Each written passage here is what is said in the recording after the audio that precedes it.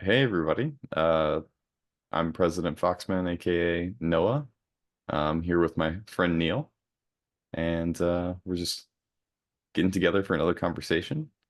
Last time we had talked about wanting to get into transhumanism and some of the ideas around that.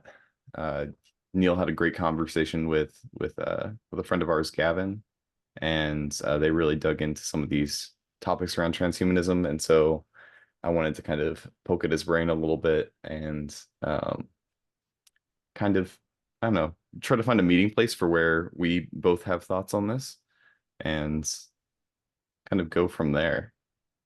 Awesome. One major thing that kind of you brought this up earlier today and texting me, and I think this is kind of central to the way I think about transhumanism is the feature of evolution in like the philosophy itself about there's this sense of progress and how it's a different type of progress than biological evolution. It's a um, technological evolution, and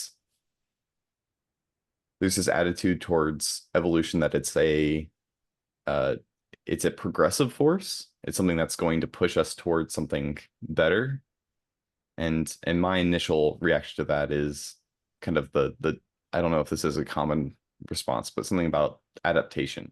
How it seems to be evolution is better fit for adaptation than progress. But I was curious to just kind of throw that out there and see if there's anything that you kind of bite onto. Yeah. I think that's exactly right. Progress towards what aim, towards what telos, what are you aiming at? And so that has to be adaptation in one way, shape, or form toward that aim, whatever that is. Yeah. Definitely. And I guess this is the kind of where the rubber meets the road with transhumanism is it's not clear to me always what the aim is. And so sometimes you have to put something onto it. And I think the best thing that I've been able to put onto it is it seems to be a form of utilitarianism at its base, is that it's looking for um, some sort of index, maybe like hedonic calculus, trying to find the most pleasure with the least amount of pain and using technology to pursue that goal. Was that your kind of experience or understanding of transhumanism? Um, I think so. I wouldn't ascribe conscious intent that's universal to any one person or party that's participating in, let's say, the technological trends. Mhm. But I think if I'm understanding what you're saying correctly, you're you're seeing the principality that's emerging from, let's say, the wave of transhumanism, the primary principality, the primary theme or goal or aim or telos, being utilitarian utility maximization. So Mhm. suffering down, pleasure, happiness up, whatever you want to call that. Yeah, the classical Sam Harris balancing the scales Exactly. Yeah. mentality. Yeah. Um, I think that's right. I think there's a lot of axioms, there's a lot of presuppositions built into people's thinking on transhumanism and what they're doing. A lot of it has to be, I mean, the first and foremost, they have to believe that more technology or stronger technology is good or better. Mhm. That to the extent we extend our own will, our own capabilities, that's good. And I'm not actually at odds with that. I think that probably is true. I don't see the counterbalance of fear of the responsibility, let's say. I mean, there is some, but mainly when I see the fear of it, I see it as like somebody will come forward saying, we need to put rules on this because I don't trust everybody else to do it. Mhm. So it's not so much, let's say, there's no trust in our fallen nature. there doesn't seem to me there doesn't seem to me to be an understanding that no matter what we do, it's going to get corrupted and it's going to get um, pulled in a variety of different directions. And because of that, I think Vervaeke's approach is probably pretty strong in that if I'm understanding Vervaeke correctly, he really wants us to focus on, well, yes, Vervaeke focuses on the individual and he wants us to cultivate wisdom at the individual level. But the problem is he seems to still think that we can somehow infuse wisdom into the principality of whatever AI edifice we end up constructing, one or more. Um, I have my doubts about that. We could go into why, but Did you see Gavin's mhm. video today? I saw parts of it.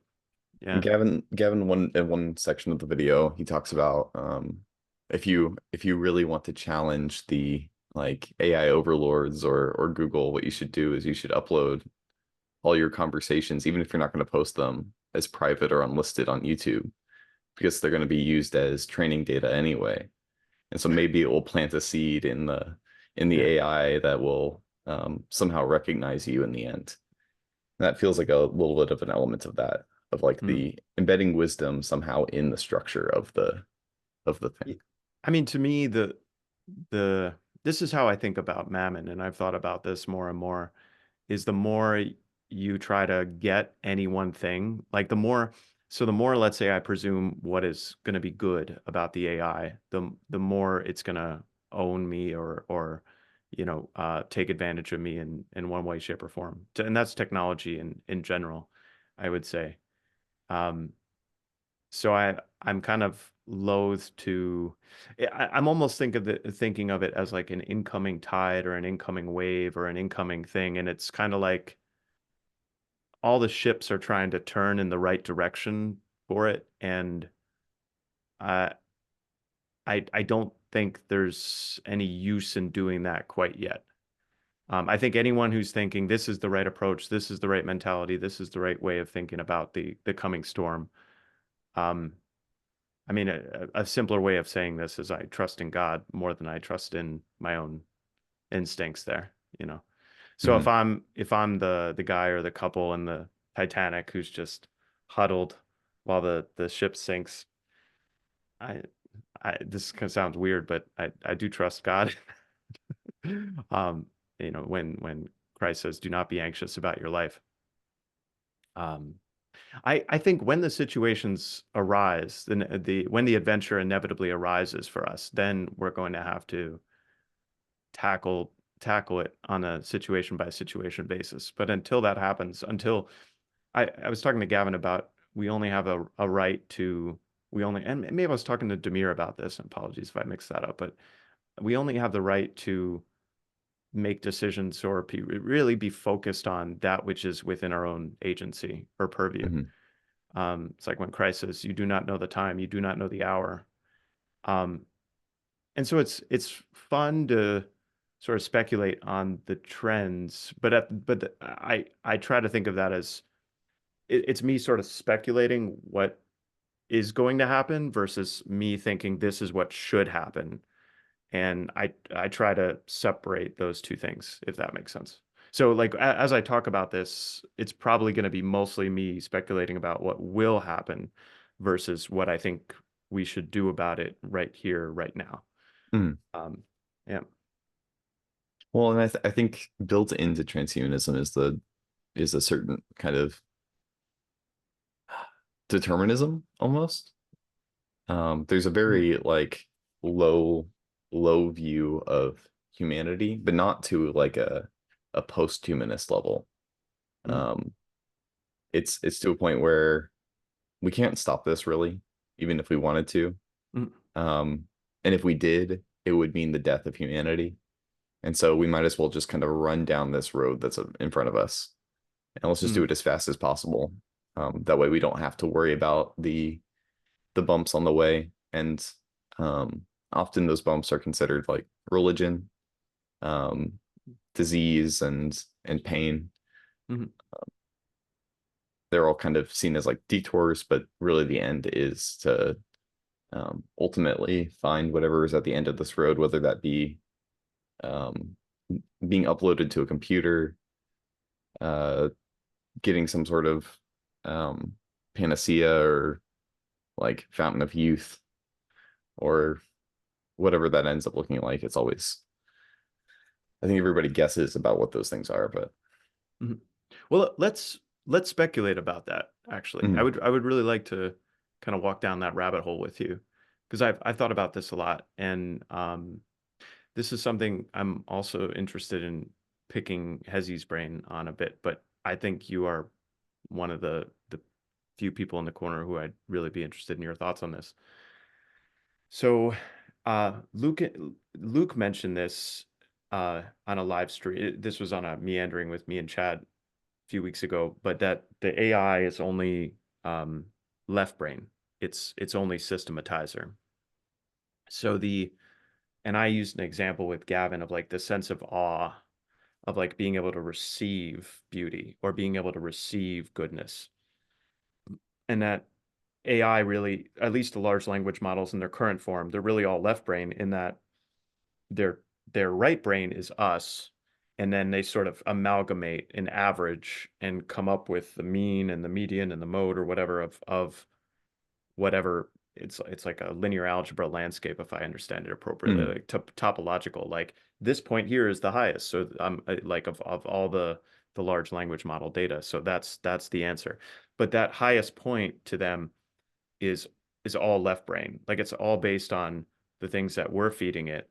It's not based on some inherent uh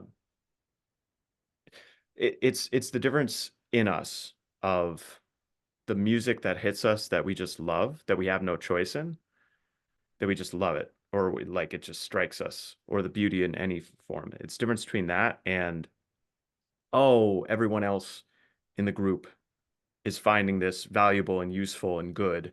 So I myself am going to find it valuable and useful and good. Um, and why am I talking about this? I think it's because so let's say so there's two avenues that AI can go down as I see it. So the one of these I think is very likely, and the other is I don't know. I'll just say it that way. I don't know. The one I think is very likely is that that left brain systematizer, what the AI can do currently as a large language model, gets much better, much stronger than it currently is. And so we could go down the practical implications of that. And that's something like the long-term implications as I see them are all practical problems that humans have are solved. mhm, So, and if you really go down that route, so what I mean by practical problems are, um, so we find a way to stop cellular decay. We find a way to, um, yeah. So that's basically there's no death except for accidents, right? We create universal constructors that can construct any conceivable material under the planet. So think of like a genie in the lamp. So the problem with the genie in the lamp is that you're still stuck in whatever paradigm you're wishing. Like you still have the frame problem, if that makes sense. So like mhm. if AI becomes this genie in the lamp that's able to give you precisely what you want, and I think Vervaeke has kind of used that analogy. I think he's used that analogy. You're still stuck in the um, there are philosophers that have done a better job of framing what I'm trying to hit at, but you're still stuck in like asking the right question. Like Solomon prays for Yeah, wisdom. you don't know the Yeah. right question to Yeah. ask for. Yeah. So it's almost like so I've had this intuition for a long time where what technology is actually it's a difference maximizer in that so let's go back 200 years. So let's say we're all stuck on farms or 95% of us are stuck on farms. We're working 16 hours a day.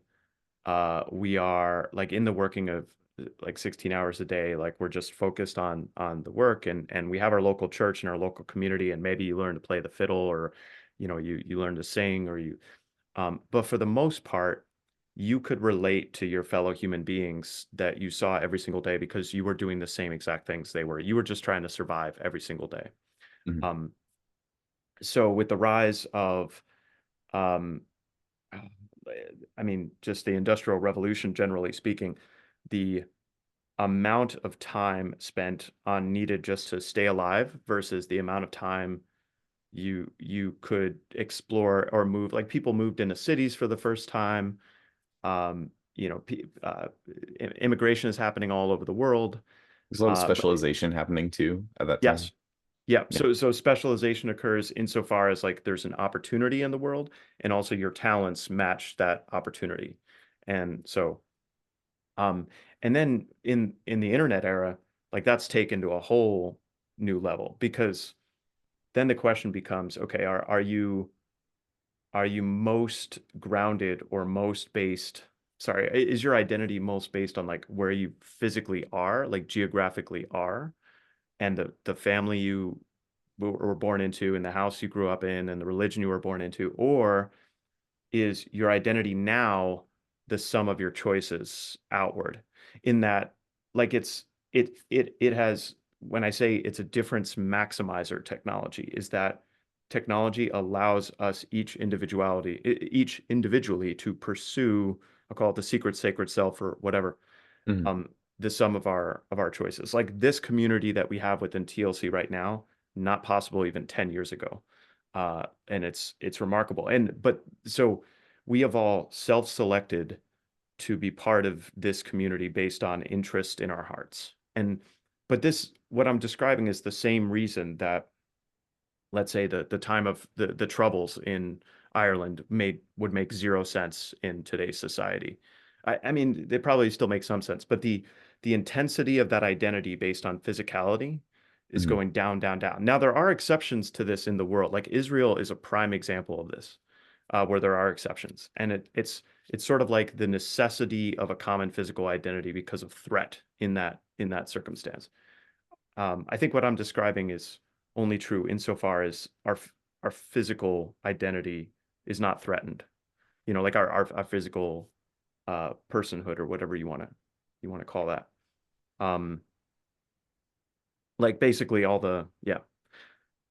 Uh, where was I going with this? So, okay, so if technology is a difference maximizer, and let's say we are not subjected to physical threat in that, um, where does that mean we go if we have, let's say, maximum technology? It's it's that, so here's an implication of that, is that our individual choices and our decisions are far more impactful on our lives than ever before. It's Mhm. like the level of personal responsibility that we each have to shepherd our lives has skyrocketed. Because when I say personal responsibility, I mean, you know, even 20, 30, 40 years ago, that responsibility over your life was outsourced, like crowdsourced almost. You can go back to arranged marriage. Like that's a perfect example of the crowdsourcing of responsibility. Mhm. But even before then, it's like, so like 30, 40 years ago, you went to college or you went into a trade and you had a specific career path. Like you had a specific path. You could, you know, so let's say you go college, you go trades, like the game of life, the actual board game of life. And then within those you could become a plumber, you could be that. And for each one of those paths, there's like a clear cut, here's what you are. And still in physical reality, that still exists. So like plumber, and a carpenter, like there still is that. But in the virtual space, that does not really exist anymore. Um, and in Yep. some ways that, yeah, sorry, go ahead. I was gonna say, can I put a frame to this? Because Yeah, yep. I think I know what you're talking about. You have the saying, the old saying,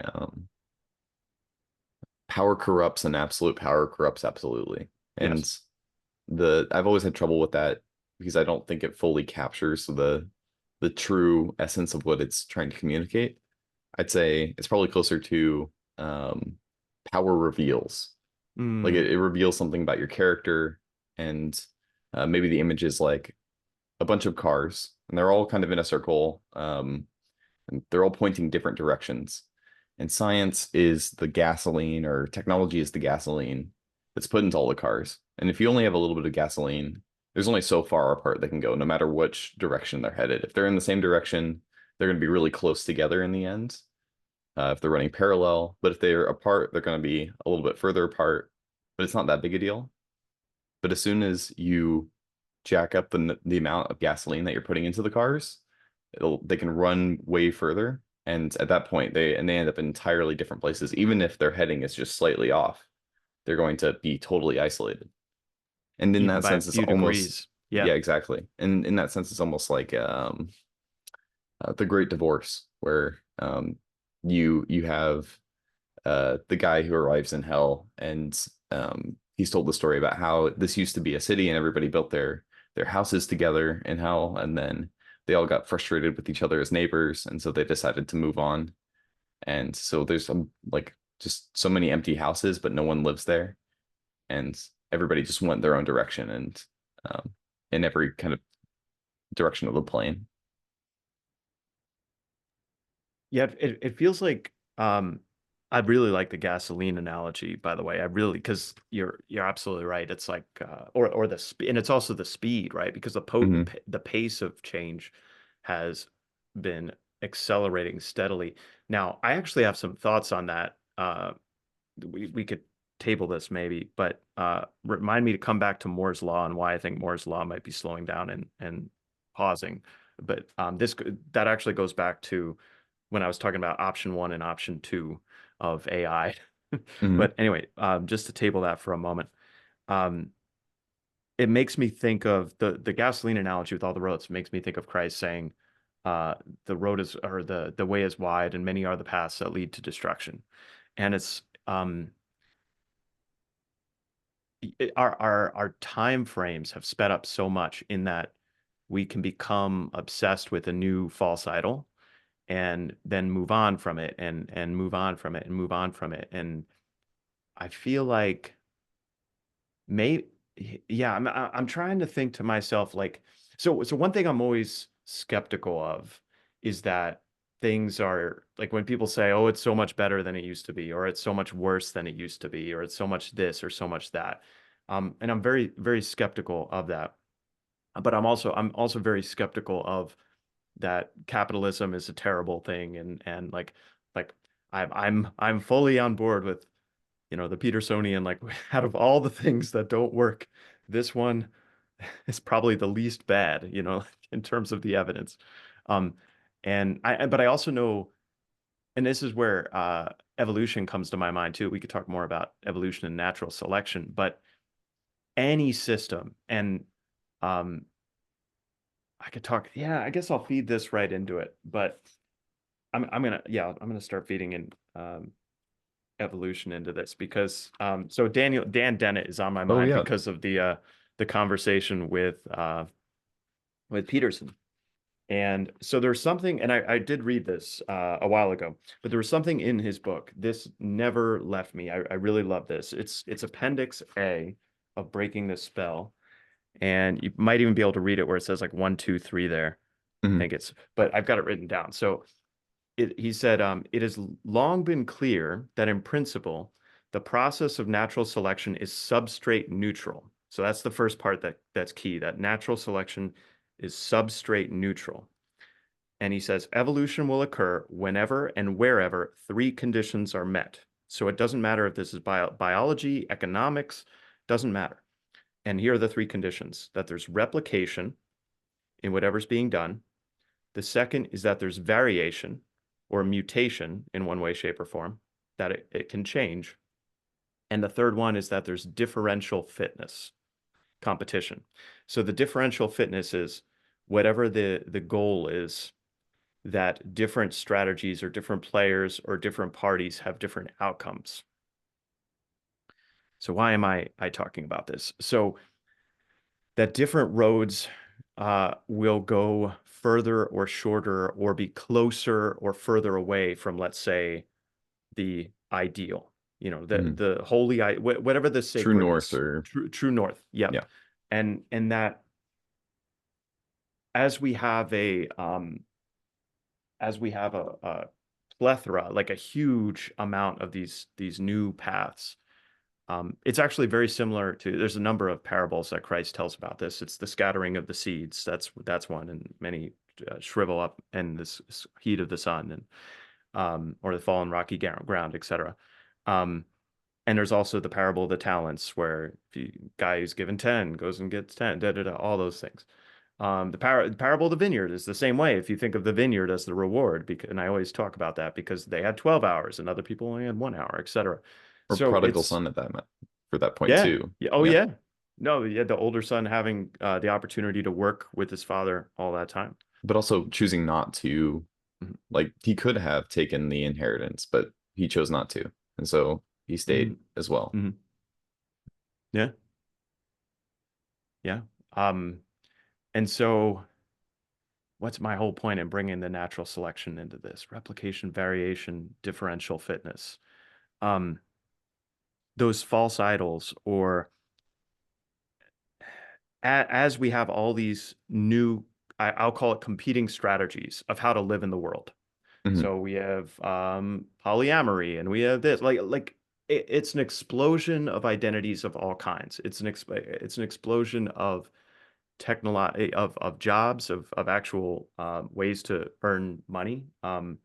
It's an explosion of sociological ways of living, etc. And as that explosion happens, the vast majority of those ideas will be curtailed through time, because Hmm. they'll compete against, let's say, time-honored traditions. And that's how I think of culture generally, is that, and then we can go into religion and all, because at the base of culture is religion. But cultures inevitably, if a cultural practice is not able to pass down the practice successfully onto the next generation and next generation, next generation, if it's not generationally stable, it'll die out. Um, I'm trying to relate this back to what we're talking about with transhumanism and AI. It's that and the responsibility, level of responsibility and agency that we each have.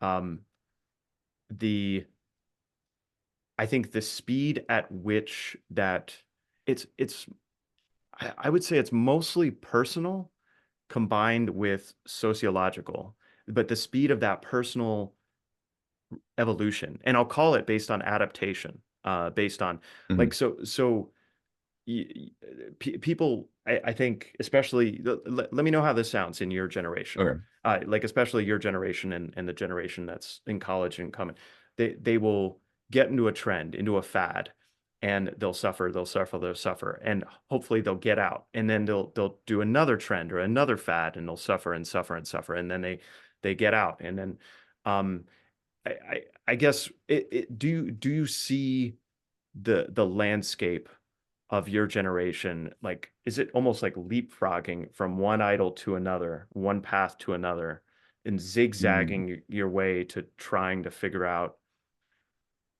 I guess I'm asking that at a personal level, but then also at a generational level.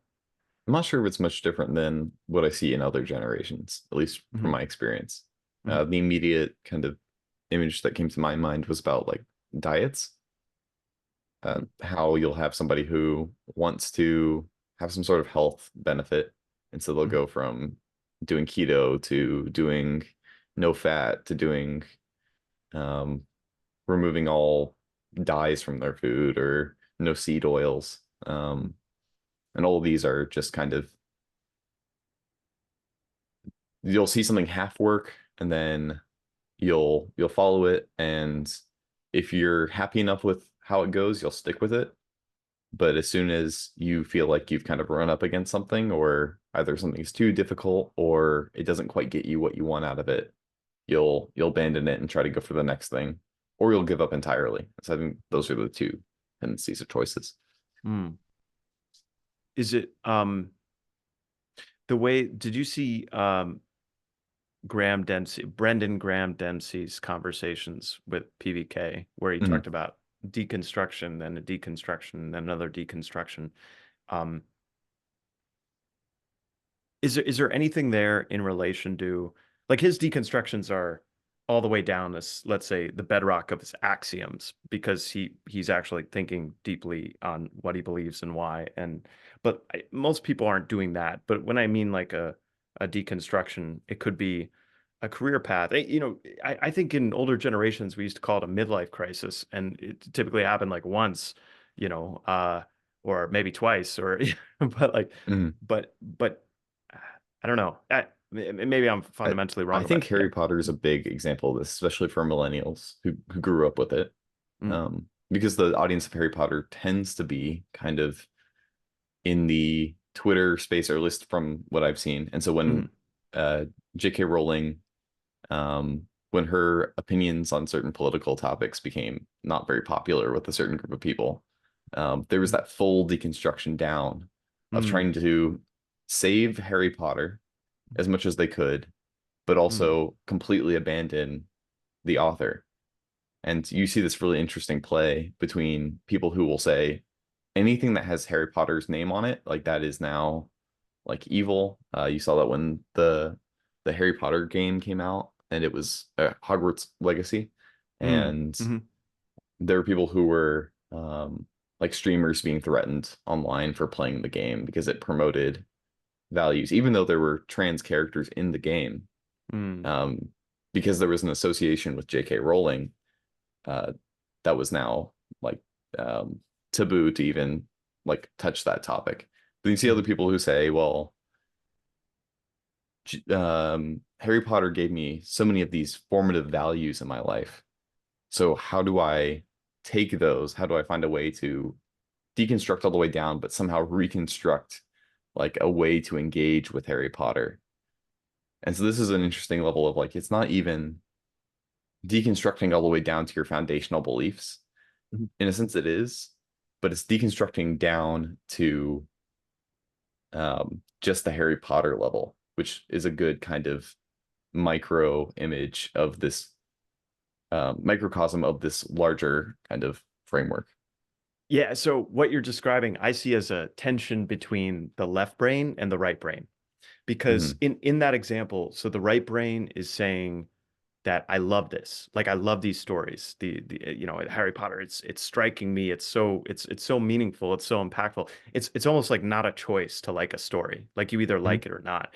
And then you have your culture and your the surrounding everything that you value in the people and the surroundings that you're supposed to value to be one of your people telling you something else. And so it's this tension, this dichotomy between those.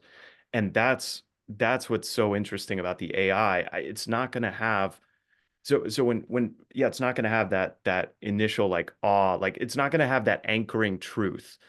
Hmm. That right brain thing is that anchoring truth that you can't deny. It's just you like it or you don't, and you can't really, yeah, like you could fight it with your left brain a lot, and you can deny it and suppress it in psychological terms. You could really suppress that. Um, but what I'm saying is that when Peterson says like we have to tell the truth, we have to tell the truth, I think in some ways he's referring to this because to the extent that our left brain is ignoring the right brain, or if we're training AI or transhumanism in that vein, do you get what I'm saying? Like I think if we're so. a yeah. And I don't know, what you were saying reminded me of this kind of trend online of Mhm. um, trying to convince ChatGPT of something. So they Mm, would take like a specific position, and then they would like argue back and forth yeah. and see if they can get there. And it just kind of exposes the weakness of, if you're only going for the right brain, if you're only looking for that, sorry, left brain, if you're only going for these connections, all you're falling back on is the sources of truth that were programmed in. But if it's part of the programming, then that means it's also free to be modified in some way. Mhm.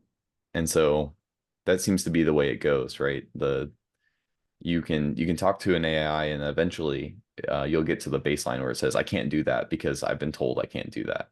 Ah, yeah. And then that's where you That's can the play all the that's the mind games. axioms where you hit an axiom. Hmm. And then what you can do is you can uncover more than one axiom, and then you could start playing those axioms against each other and figure out from an axiomatic hierarchy which the AI says is primal. You know, the prime. Yeah, Exactly, yeah. yeah, And so because it doesn't have the recognition of beauty side, yeah. the right brain I'm side. I'm going to go so far as to say that's the eternal. Oh, okay. That's the God instinct. And Ooh. but that's a different comment. Yeah, we could hold Yeah, off yeah. on that. I But don't know. I don't know about that.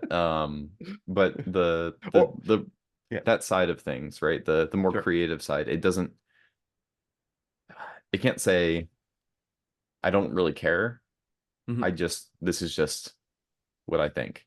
Hmm. And that's So just a very human thing.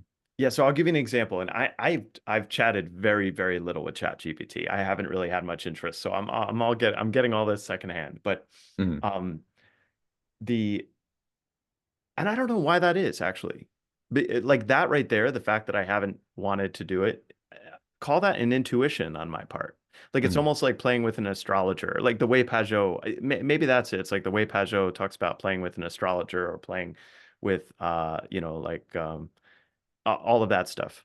Yeah. There's an old Twilight Zone episode where this couple goes to a restaurant and they sit down. I Mhm. don't know if you're familiar with this one, but Mm. they sit down and there is a like a clown devil kind of thing, and it's a fortune teller at the end of the table. And it's just Mm. like a little toy. Mhm. And they I think it spits out like yes or no answers, it might spit out like a tape with like uh a fortune on it or something. Mhm. And it gets um everything right, surprisingly. Mm. Like it'll say that somebody will is going to trip in 5 seconds. And they're like, oh, that's crazy. And then someone trips. And so it gets all these things right. And then eventually, when they're about to leave, they somehow ask it a question, and it tells them that they're going to die if they walk outside. And so they're freaking out, and they're sitting at this table, and they're like, well, we can't leave. Like we're just going to stay here. Um, and then there's just kind of or I think I don't remember how it all ends, but it ends essentially showing that like it was fine outside, that there wasn't any problem. But they believed it up until that point because it had been right up all that time. Um, and so it's that devil character Mhm. of it's just right enough to get under your skin, but wrong enough that it can take advantage Mhm. of you. Mhm. That's really, oh man, I gotta check that out. You should post that in the comments or in the description. That sounds like So an find that, amazing yeah. episode. Yeah, I haven't seen it. He says Twilight Zone, Yeah, it or was yeah, yeah. it's up there. I've only seen a few, but they've been really impactful. It was that one, Hmm. and then there's the camera that tells the future. That's another one that always interests me Mm. because there's one where it's it will take a picture and it's of like 2 minutes in the future or something, Mhm. and at the very end of the episode, he looks out the window at um, he kills somebody for money, and so he takes a picture of the woman on the ground outside of his apartment as like a keepsake, because he's just kind of messed up at this point. And he's looking at it as it develops, and he sees a second body down there, And it's him. and it's him. And then he ends up through a series of crazy events falling down there. And it's the whole question about determinism or not, and it's just Nifty. So yeah, you were grappling with determinism for a long, long time. Yeah, a bit, yeah, yeah, yeah. yeah, yeah. Interesting. Um, I wanted to go back to your example of arguing with ChatGPT and getting Mhm. down to its axioms, um, and also the fact that it doesn't have the instinct to hold true to its beliefs or something, because it's only on that propositional layer. It doesn't have any of the other ways of knowing. So the example I used with Gavin with this was in my 20s, I couldn't think of any reason not to research and spend money on cryopreservation Mhm. technologies because think about it from a Pascal's wager point of view. Mhm. So if there is no afterlife, if there's nothing after death, then of course I should, if I value life, if I think my life is good, then of course I should preserve myself to the best extent I possibly can, such that I could be revived at some point in the future. If I do believe that there's some life after death, oh, that's fine, that's great, but there's really no harm in at least keep it, because I could always end my life, or I You could, could hedge your you know, bets. I could, yeah, exactly. Like there's no downside to, yeah, it's like the Pascal's wager of the left brain rational mind. Mhm. And but I never went past research, and I think it was because, part of it could have been like a lack of courage, but like even though it was a lack, so let's say it was a lack of courage, but why would it?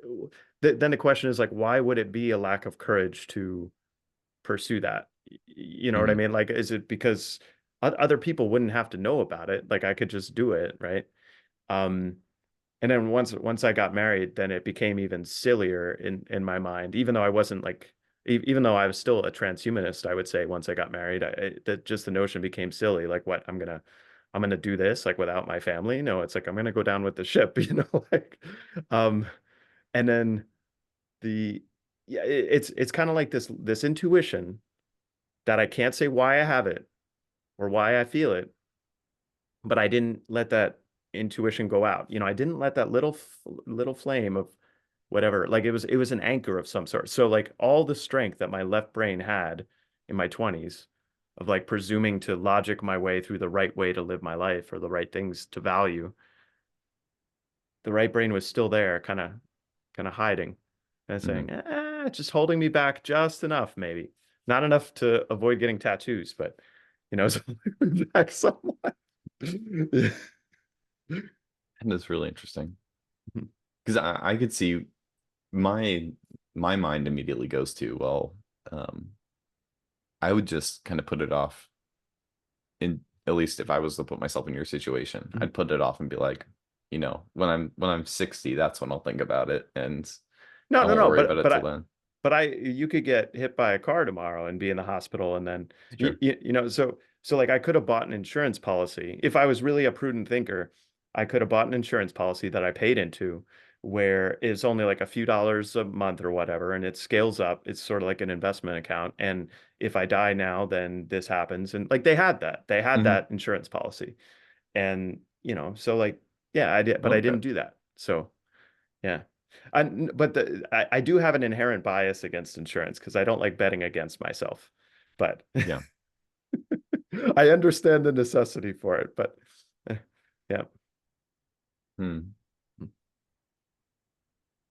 But I don't know why it's stuck in my head, but I put it in the transhumanist video I made, and there's a clip from Natasha Vita Moore, um, and she is giving this kind of webinar, and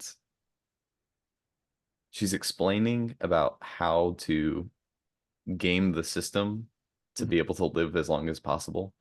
She talks about like different risk levels, about how when you're young, you should do like really low risk anything that's offered. When you're older, like might as well just take the risk and go for it. And one of the things she mentions with the risk is she says like if you don't need it, which probably you don't, let other people be the guinea pigs for all the technology, and you can just wait till it's all the bugs are squashed and everything is not working. Yeah. And it's just a really like I don't That know. is me, by the way. That is me. Yeah. Like I'm totally that guy. Yeah. Um, like I it's not like I'm against it, but I don't want to be like the very first one. Oh yeah. And yeah, I feel that way about things like ChatGPT. I felt that way about smartphones. Like I go out of my way to recognize things I don't like and how technology is changing me. And then Hmm. I pull back from that. So like an early example was I was in my job for about 2 years.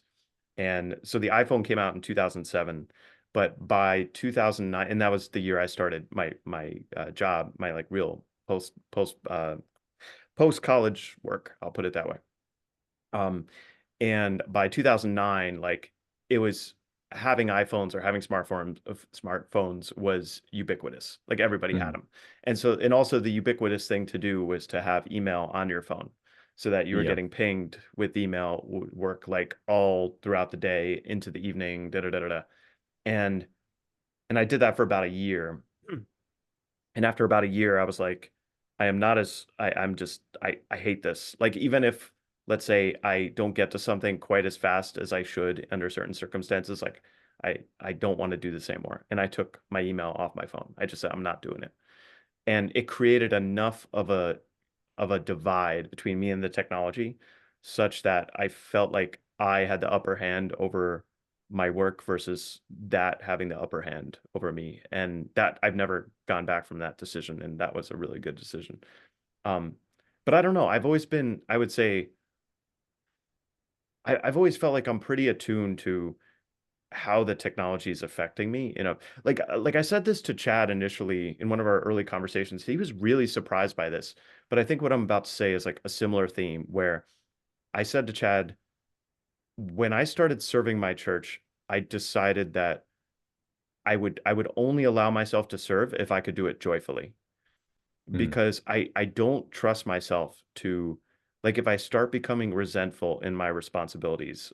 Now occasionally there could be something where it's like I've got to do it and it's like oh I just got to do it and da da da da da.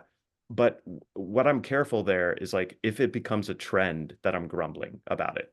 Like in my let's say inner monologue, right? In the back of my mind, like if I'm grumbling, like there might be a time where I'm just like maybe I didn't sleep well the night before or something like that, and I have to go to adoration for like Eucharistic meditation adoration for 1 hour, and I just like don't want to go. And but like if I notice that that happens like five, six, 7 times in a row, week after week, then I start worrying.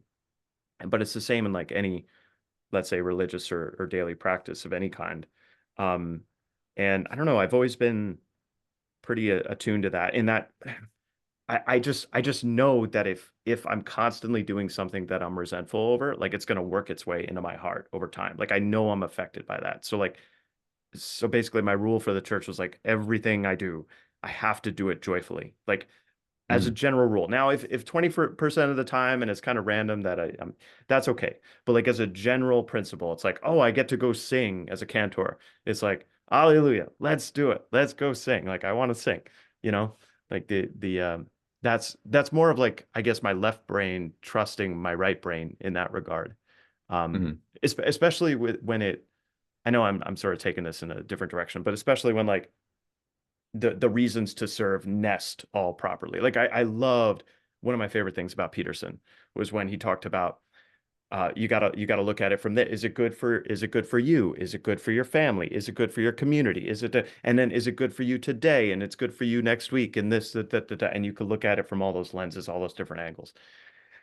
And that's man, that's wisdom in our current age because in our current age, unless you do that, you don't have the guardrails to say this is going to work out. Like you got to be able to project that in all regards with yourself and your family, or at least be able to project it somewhat out into the indefinite future. Yeah. Anyway, Yeah. sorry. Well, I think that gets back a little bit to our to connect a few of these points. That kind of gets back to the gasoline metaphor, I think, a little bit, Yeah. which is before, if you changed heading part of the way through your journey, you're still not going to end up way out there. Um, Yeah. but as it stands, oh, go Well, ahead. what if you do a recursive algorithm at a set interval during that journey Mhm. such that you triangulate your position, like you're using a sextant or whatever it's called to Dead figure out. Reckoning. I I'd never played Dead Reckoning. Oh, is Oh that? no, Oh, no, no, no. yeah, That's yeah. when you're lost out at sea and you don't know your position, And so right? the only way you're able to, the way I know of Dead Reckoning is from robotics. So I don't know how it's used in C, but the idea basically is I can only use the information that's ahead of me. I don't have any absolute source of truth. So I'm going to use whatever's locally available to kind of make small corrections, and Mm, eventually I'll make my way there. mm, that's interesting. But I think we do have because that's where the traditions and like being able to s- say things like what would my parents think or what when like all those things. Mhm. I think we do have those star points that can point us in the right direction. but just like, so you could be going, so let's say this is true north, and let's Mhm. say you're going like this. You're still going relatively in the right direction. Like, right? So Yeah. but what I'm saying about the recursive algorithm is, if you can, and this is the weekly examine for me, where I try to do this weekly, if you can sort of calculate your position, and you do that in relation to all the values, all the stars in the sky. It's like, okay, how am I doing in relation to this and that, and da, da, da, da, da. And then you can sort of be like, oh, we're too far west. We gotta go this way, or we're too far east. We gotta, I don't know, like that. It's been hugely helpful for me, and I feel like that's, but and that sounds like just a left brain act, but it is, but it's also not, because so like, if something's not going well, or if I need to change something, like I'll have dreams about it, and the dreams will be a recurring pattern. Or for a long time I had physical back pain, and I'm Mhm. I'm convinced that like that was also part of the same manifestation. It could have been also I was walking strangely, but um yeah, so that's where the left brain right brain thing becomes so interesting. How does the AI calibrate? So, okay, here's a great question. Here's a way we could take. How does the AI figure out when it's going too far this way or too far that way? Like, as it Mhm. evolves its training data, is it like, as I see it, it's only based on our own hearts, you could say. Like, whatever's coming out of our own hearts, that's what's training it. It's Are you saying it's only stuff that we're producing? Correct. So Yeah. so the AI, so let's say the AI was being trained in Nazi Germany. Mhm. It's going to be a Nazi AI based Mhm. on being in Nazi Germany. Let's say Yeah. the AI is trained in Sparta, like ancient Sparta. For anybody Yeah. living on the island of in Sparta right now, nothing against Spartans. Um, But it's the true there too, right? Yeah, It's going to be a Spartan AI no matter what, like yeah, yeah. in the Well, it's context of wherever that place of is. wherever the training, whatever the training data is, right? So, and in light of, let's say, the urban monoculture. So, okay, so I'm getting excited because this is a cool way to take the conversation. Okay, so Hmm. we have the urban monoculture. We have kind of like the baseline set of Western values that are, and that's a combination of the underlying Christianity, but then there's the secular stuff on top of that, and da da da da. Da. So that's the layer that the AI is being trained under right now.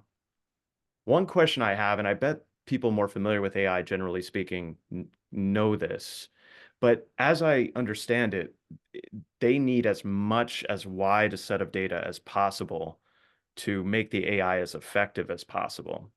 Hmm.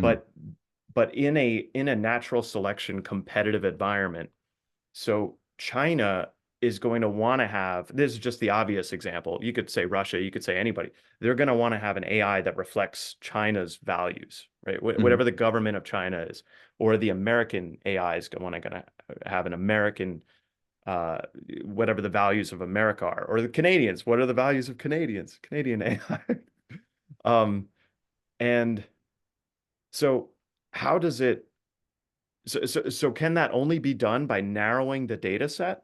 Or because it's probably a combination, right? It's probably saying, okay, these axioms are primary, but Yeah, this data set that comes from this principality is primary over a secondary data set. Because it's not like they want to exclude the other useful data, but they have to have a hierarchy of almost exactly. data in order to that You all feed into the axioms, I guess. Yeah. Yeah. Yeah, the axioms are the first thing. So you'll put in all the, I'm assuming, I don't know exactly everything that goes on the back end, but the way it looks like it works is the primary kind of code is these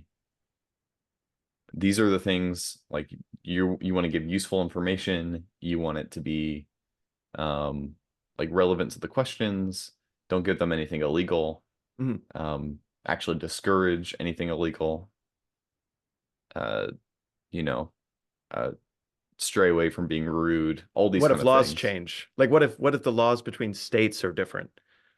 For the most Just part, they don't, it doesn't, it doesn't get into like the specifics of Yeah. those sorts of things. And if they do, usually the AI will build in like a message at the bottom that says Mhm. like check with your local government to see if this is legal or not. Yeah, yeah. But for the most part, it'll say like, yeah, we don't answer questions about building firearms or any of these things. Like it Yeah, yeah. stays away from those I type understand. of um yeah. So What's really in interesting that, though is, go oh ahead. sorry, the that built into a lot of this AI, and I don't know if this is an axiom thing or if this is just the culture of all the data it's picked up, Mhm. but it's very um culturally relativist, morally relativist. It stays away from any absolutes in any sense. And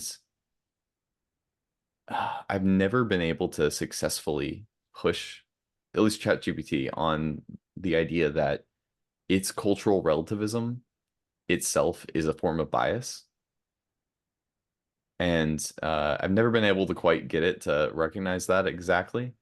I feel like that's a place where you could push it, and I'm really curious to see how far you could go with that.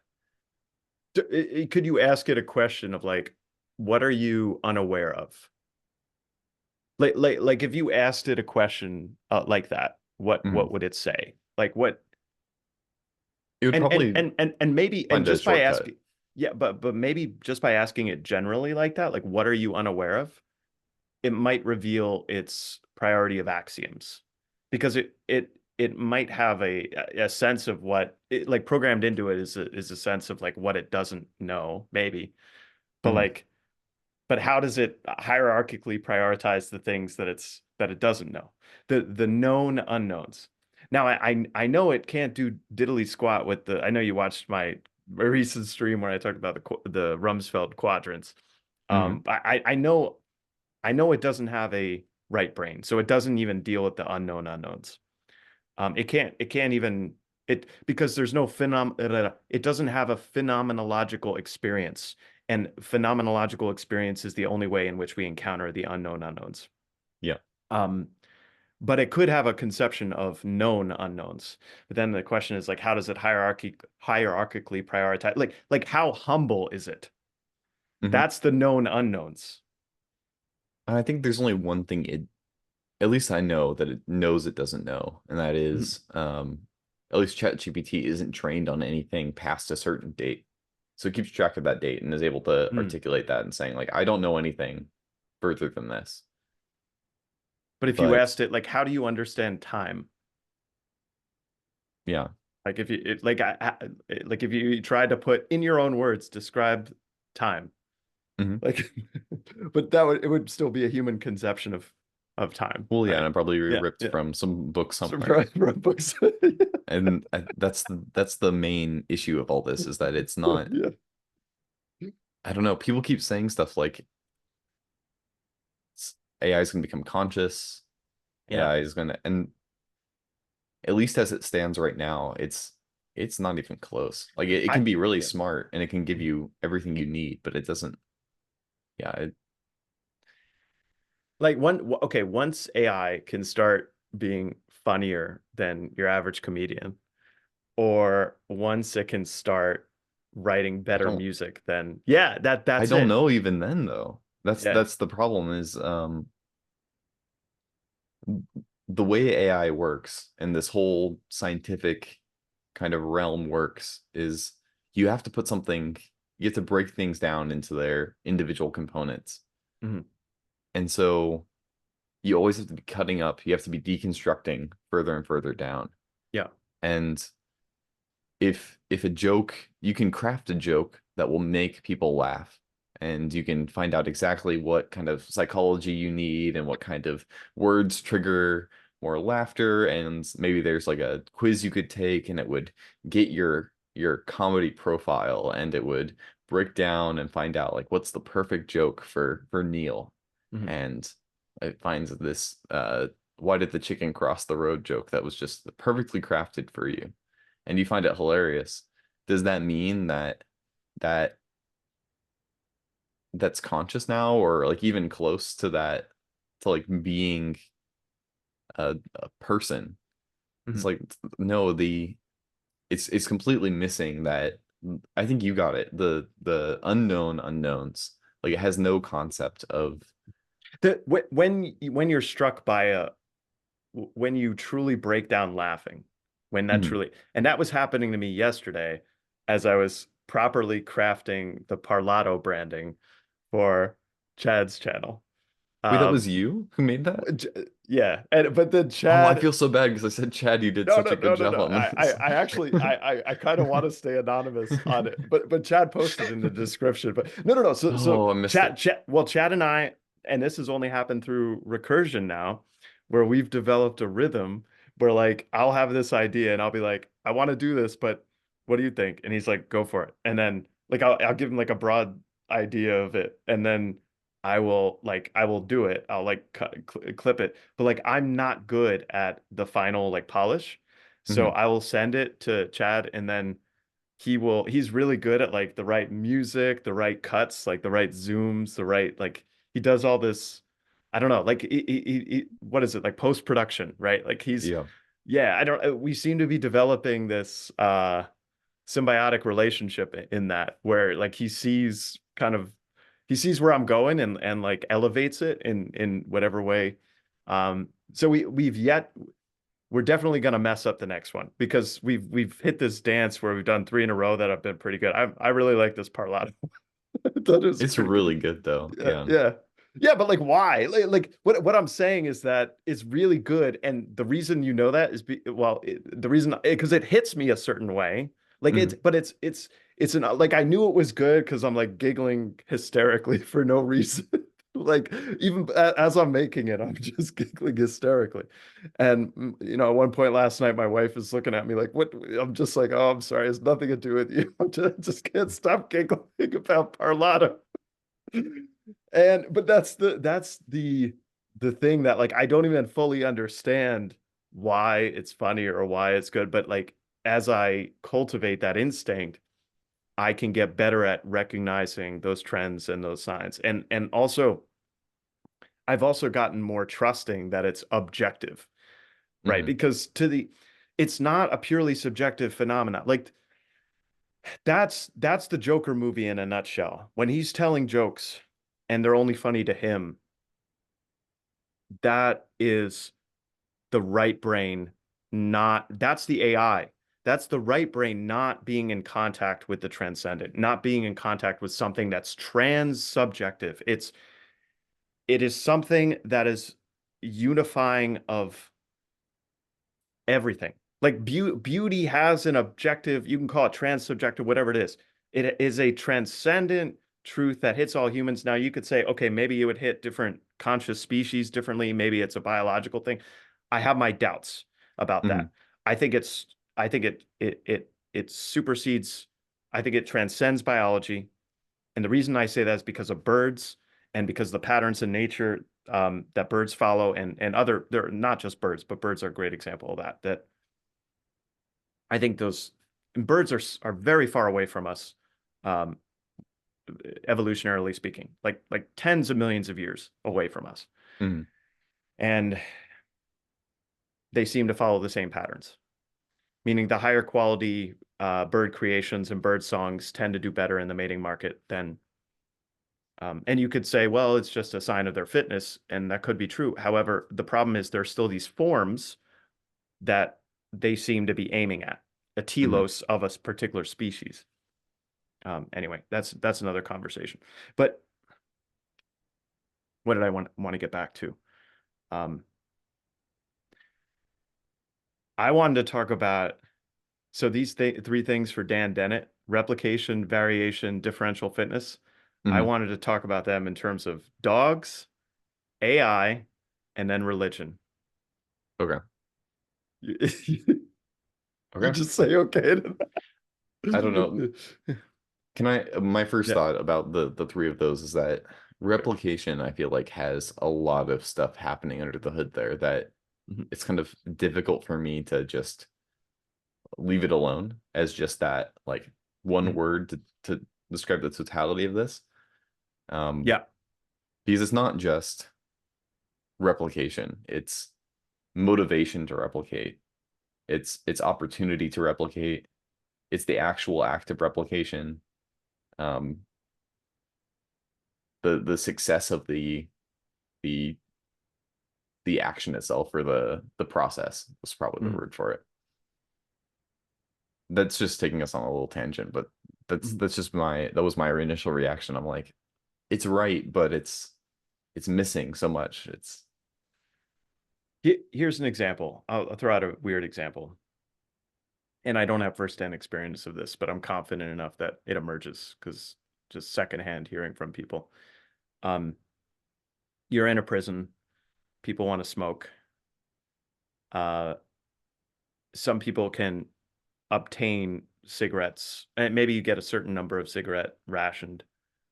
Um, maybe you can somehow get cigarettes in from outside, and that's a replicating process where maybe you have a way of meeting with someone once a week or once every 2 weeks, and they can give you cigarettes or something. And then what inevitably happens because you have a replicating, and by replication you could say you have to eat every day, or mhm, there to your point, like there are things that we want or need on an ongoing, excuse me, on an ongoing basis. mhm, Um, and then the differential fitness is well, so variation would be something like different people in the prison can supply different things. Some maybe have a way to get heroin, others have a way to get cigarettes, others have a way to get materials to make a tattoo gun out of a toothbrush. Um, and yeah. Uh, and they also have different skills, let's say each person. Um, and then the yeah, so that's the variation, but also the differential fitness. Like some need the cigarettes, and that's what they value most. And then you have this replication, which is the process continues. And so mhm. what inevitably happens is you create a market. A market automatically develops where you have. Do you know a good amount about economics? Like the I know a basis little of bit. microeconomics? Yeah, Yeah. yeah. So like if let's say what blows my mind about economics the most is something called comparative advantage. So like Mhm, let's say here's a simple example. If you can make let's say in 1 hour you can cook 5 eggs and 3 bacon. And let's say in the same hour I can only cook 2 eggs and 2 bacon. But you can cook so you're better at both things than me. You can cook eggs and bacon faster than I can. It is still in our best interest to trade. mhm, You should trade me like an egg for a bacon, or and then there's also like it's our best interest to trade even despite you being better in both things. And then like people can, if they have any interest in that, they can look up why, but like it's always where two entities have different outputs uh in any proportion of difference, it's always better to trade. mhm, um and so what I mean by evolution, by replication, is that time inevitably is that replication. So you don't even have to think of it in terms of replication, really. You have to think of it in terms of there's something that's needed that recurs. Um, in a game, it would be a tick, something per tick. In humanity, it's like a day night cycle. We sleep, then or you eat, whatever. Um, yeah. So I think at any time-based system that has variation in differential fitness, then it occurs. So mhm. like there's also so you could say like chess rankings in the game of chess, like who's or like so strategies evolve to be the best strategy. Any game is like this with the ladder system, right? Yeah. Like strategies, if one person finds a strategy that is beating all the other strategies, pretty soon everybody's playing that class of character, everyone's following that strategy, and then it needs to get nerfed, and then the whole evolutionary process starts again. Was the whole um meta problem, right? mhm, With games always develop a meta, which is the what everyone at least thinks is the best way to play. What's really interesting is there have been a few cases of this, but there was a game where there were two guns that were exactly the same. They had all the same stats, and they were on different sides. Like there was a the bad guy version and the good guy version, mhm. and all the players preferred like one of the versions because of ostensibly the sound effect of the gun. It Wow. felt stronger. And not only that, people, even though the stats were the same, the sound effect was different. People played different with the gun that had the different sound effects, and they are actually more successful with that play style than with the other one. Even though they're And exactly the same. they're Wow, exactly the same. that's so interesting. So that's It's one it's like the case. placebo, it's like the placebo effect. So antidepressants, 50% of the effect of antidepressants, 50% is the Mhm. belief that they're going to work. And so like the belief that you're stronger with the gun makes you stronger with the gun. Yeah, you'll be more confident to make certain plays. So that's one example of this kind of weird meta kind of growth. Um, Recently in Counter-Strike Global Offensive, within the last few years, when there was still Counter-Strike Global Offensive and not the sequel, they had a set of guns that they knew were better than this other set of guns, but they never got used. Yeah. And so what the creators did was they lowered the price of these guns in the game. That way more people used them on rounds. They found out how good they were. A new meta developed to use these guns, even though they were previously already there, and they re-raised the prices to what they were before. And now these guns are being used more often because people worked their way out of this meta, Mm. found a new one, and decided to stick with it because the cost benefit analysis for them was at a point where actually this is a good price. What you're describing is how speciation actually takes place. Hmm. In you have the same population, and then they separate into two different niches. And then what happens, and when they separate, they're actually part of the same niche, like they're still interbreeding and stuff. And then what happens is geographically it changes or something so that there's a artificial separation, and then they're or not even artificial, but there's just a separation, and then they can evolve separately from the other uh, so it's like they raised the price, but they were already in that separate location. So that strategy evolves then in that, yeah. Hmm. Yeah. Yeah. Like And like like like the opportunity cost of switching back to the old strategy is too high. The opportunity cost is better to stay. Yeah. yeah. And it was understanding the true value of what was being traded. It was Mm. that actually there's something there. So all these games kind of develop these metas, and there's not really a way around it. Even if you have a perfectly balanced game, it seems that someone will always find a way that they feel more confident in, and they'll stick with it. Um, I don't remember where we came from to get here, but I think you were mentioning something around metas around Oh, games. I wanted to talk about so those three things, replication, variation, differential fitness. I wanted to talk about in Hmm. terms of dogs, AI, and then religion. Hmm. So, okay. So here's why I wanted to start with dogs. We've already talked about AI a little bit in relation to this, but I think thinking about it in terms of dogs may open up a new avenue.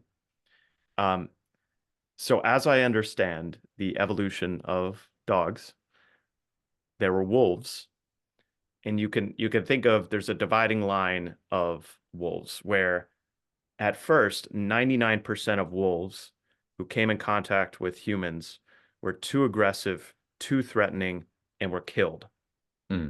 So you get 99% of wolves are killed. And so, but then you've got like 1% or you got a small number of wolves that are, let's say, the least aggressive wolves. Like whatever the least aggressive wolves are, they come in contact with humans and then some. I think there's even a movie about this, but I didn't watch it. But anyway, uh, and then so what happens is the percentage. So the more wolves come in contact with humans, the more they come in contact with humans, generally speaking, that means the percentage that is not killed by humans steadily increases, and the percentage that is killed by humans steadily decreases. And then you would have a geographic separation that occurs. Not the Or percentage though, oh, the raw number, the raw right? numbers. No, but it is percentages over time Oh, because okay. they're breeding, right? So this is Oh, I this is see. this is the recurring game. So They if you're either dead, interact or they go away. yes, or Yeah. they're if they're dead, Okay, sorry. Yeah. how can he be the one if he's dead? Hmm. Oh, Matrix. Yeah. But no, so uh okay. So yeah, but also if they've already had their children and they die, then their children will probably die as well because they don't have their parents and da. So there's um yeah, so obviously there are geographic parts that are separate from humans, like in that tundra and the alpine forest, whatever. But what I imagine happening is that there becomes a greater and greater percentage of wolves that are, let's for no better way of describing it, they're tame, right? They're and they become, and that's how dogs become dogs. But this is where it gets hugely interesting in my view. So we look around today. So that was maybe, I don't know, 10,000 years ago. I don't think we know exactly. We probably do know around when dogs were first tamed. Um, but we look around today and we have all these different breeds of dogs, everything from like a Chihuahua to like a German Shepherd, Hmm. something that's the cutest, like in human terms, the cutest possible thing, like cuddly little Pomeranian or whatever little and all the way up to like the closest thing to a tame wolf that exists, like the German Shepherds, the Greyhounds, the like, really tough protecting dogs. Hmm. And so I look at all the dogs that we have today, and I realize what it is that we had a dog-shaped hole in our hearts, you could say. But the dog species, they're not species. The dog breeds that exist today are a reflection of our own humanity or our own diversity of man's best friend in our own Hmm. hearts. In that and you can even see this with dog owners.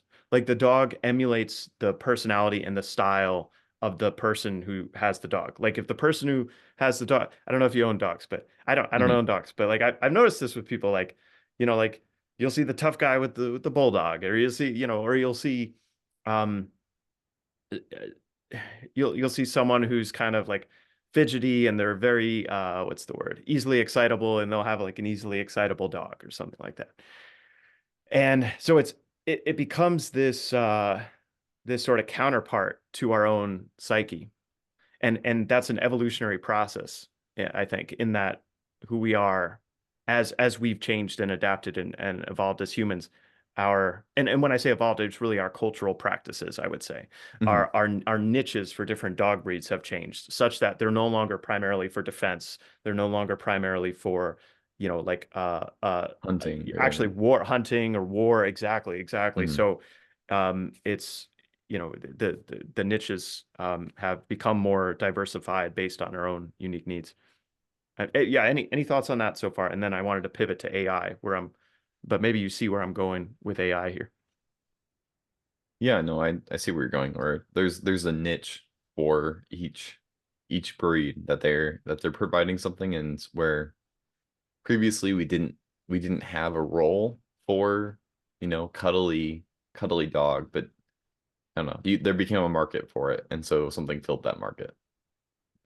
This Yeah, seems to be where you're going. yeah. No, I mean you could think about it in terms of economics too, but Hmm. it's not primarily economic in that there there has to be that need first, or that desire for like, oh, I really like this dog, but I wish it were more this, whatever the Yeah. this is. So that's the right brain desire, you could say, Hmm. that's wishing for that first. And then the breeders will say like, oh, could we make the dog more like this, but actually have it be healthy and, you know, anyway, all right. So, and we've done this. It's not just dogs. We've done this with livestock. We've done this with chickens. We've done this with everything, with horses, trying to get the Hmm. fastest, strongest horse. It's the same thing. Now, there's less variation there because dogs I think, are filling a unique role in our hearts. Um, and so where I wanted to take this with AI is, we always have this vision of like the gargantuan mega terror Skynet AI. Hmm. And what if the future is more like cuddly, warm, fuzzy AI, or like, like a personal AI that just, Highly specialized to a task AI, it sounds like. no, I would Where say highly specialized to a person. Well, I guess I think of task just because I'm initially going at the broad end of we have dogs for hunting, we have dogs for Mm, guarding. So like you would mhm, have your big AI that would do cybersecurity. That would be mhm, the cybersecurity AI. mhm. But then as I mean that seems to be the way technology goes. It's the Or broad it goes yeah. from broad governmental military and then it kind of works its way down until it becomes cuddly and cute and you put it in the corner of your home. That's like internet like it's Yeah. I'm sure Actually, microwaves yeah. are probably in there too. It feels like almost everything fits into that shifting. Mhm, I think speakers are one of these things too, where where do you need speakers? You need speakers to be able to speak to a lot of people. mhm. Governments want that, militaries want that.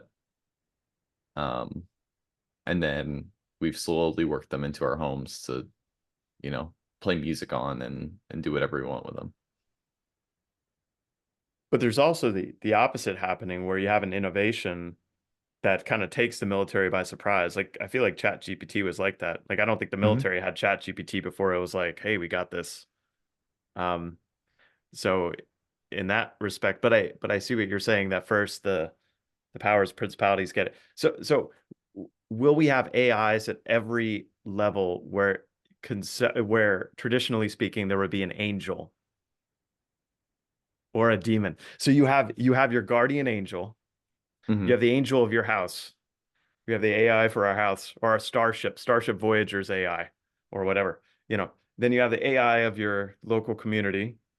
Then you have the AI principality over, you have this nested structure of AIs that scale all the way up to the giga AIs at the American AI, gorilla, you know. I think the tough part with that is that you reach a scaling problem, and maybe this is something that can be solved in the future, but the way that we've been trying to address this problem, or the way it seems like it is, we all have like, the equivalent of the Pepsi and Coke versions of AI. They're just like different brands.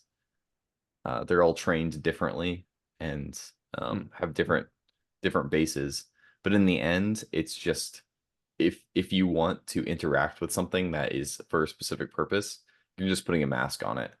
So it's the same thing underneath, but underneath, it's yeah. wearing the kit mask or it's wearing the Yeah. the guard dog mask, and it's all of it's there. Mhm, It just is is layered with however you want the interface to be, mhm, but always the back end is the same thing. mhm. Yeah, no, I suspect that it'll be really boring for that reason. Yeah. So I have my doubts that AI will be able to have the diversity of personality, interest, uniqueness that biological evolution has been able to do. So the level, like the people within TLC are already self-selected from a huge pool of people. But even within this self-selected pool, there is huge diversity of interest, experience, even axioms, beliefs, Hmm. um, political leanings. Like it's it's it's remarkable. Um, and so part of my way of thinking about this is will AI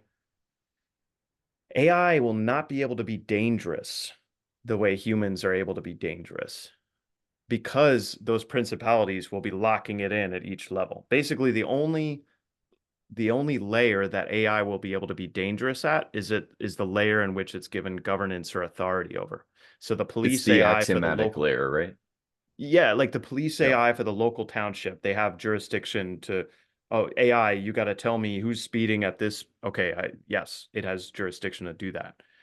Um, and then the country's AI is like, AI, you got to get into this AI and figure out who they're spying on and what. And okay, got it.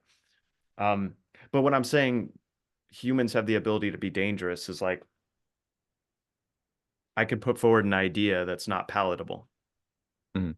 you know, like the idea of relativistic AI, let's say, and make a lot of people uncomfortable. We've probably thrown around half a dozen topics that would, make various people uncomfortable. But the point is, like, there's sort of this that's the intuitive layer, that there might be a good reason to be uncomfortable. There might be a good reason, and you can only intuit that. That's sort of a known unknown, in that you have this sense that, like, there's something there that's worth exploring, that's worth pushing, that's saying, like, maybe that's not the right taboo. I think there's a taboo space in our hearts for a reason. There's always that Mhm. edge with good reason. But I I don't think it's so the AI is not going to be the one that's testing the taboos. Um, so yeah. Anyway, Yeah. I I don't know if this kind of lines up. I feel like this is tangential or parallel to what you're thinking about. But one thought that's gone through my mind is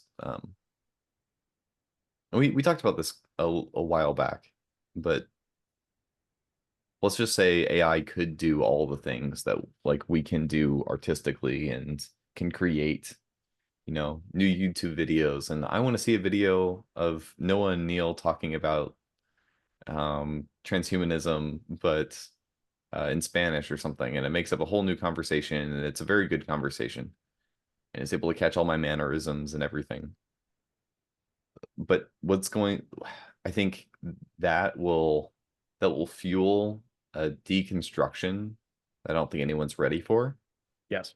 It's going to be as soon as you have everything available to you, things get boring really fast. And I don't think people are ready for how fast and boring that's going to get. Very much along the lines of the Glass Castle that Dostoevsky talks about, where everybody is fed cake all day, and um, they are focused on propagating the species, is the euphemism he uses.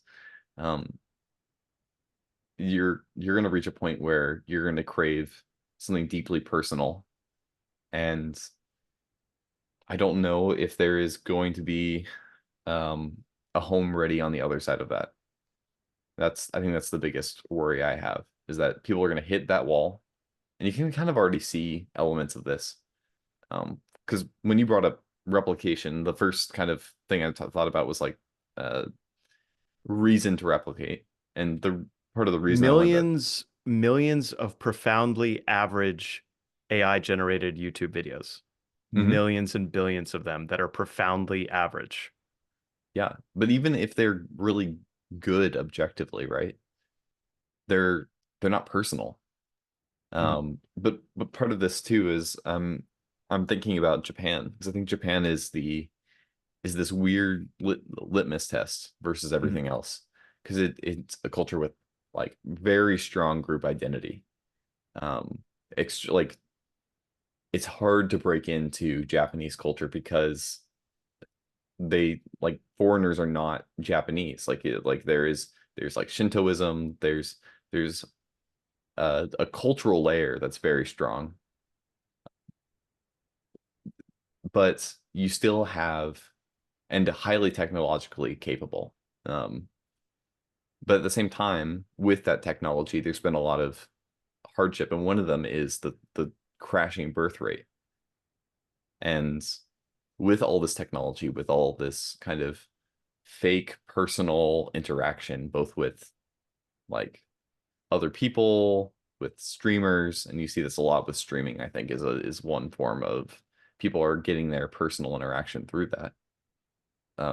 There's a lot less human face-to-face interaction. I think you're going to see two things on the other side. You're going to see people who are really disillusioned and want to find that, and they don't have a place for it, or you're going to find people who stick with it, and um, it's just going to be good enough for them. Gasoline, Yeah, gasoline all the and they're way just out. gonna yeah they're gonna go that way. And yeah, I feel like Malcolm and Simone are kind of all over this, but at the same time, you need a reason beyond the continuation of humanity. I don't know. For some people that's enough. They're like, I'm the reason I want to do this is because I want humanity to live on, but I don't think the left brain has a good response to the question why. Like I feel like that's the problem is the way you beat it is you just are a kid in the back of the car and just ask why? Why? Why? And that's where it ends. Yeah, the whole telos of everything, Yeah. everything. Um, because if you feel like you're just subject to the whims and fancies of humans as storyteller, there's, I would say, the gun analogy that you used with the gun that fires much more loudly. Hmm. So the gun that I have that fires much more loudly is, I believe, there's a almighty storyteller, Hmm. that I'm in the story written by the best storyteller. That's what I believe. So that's the gun. We're in the same story. And I know how, but I mean, like, to someone who doesn't have that loud gun, let's say, Hmm.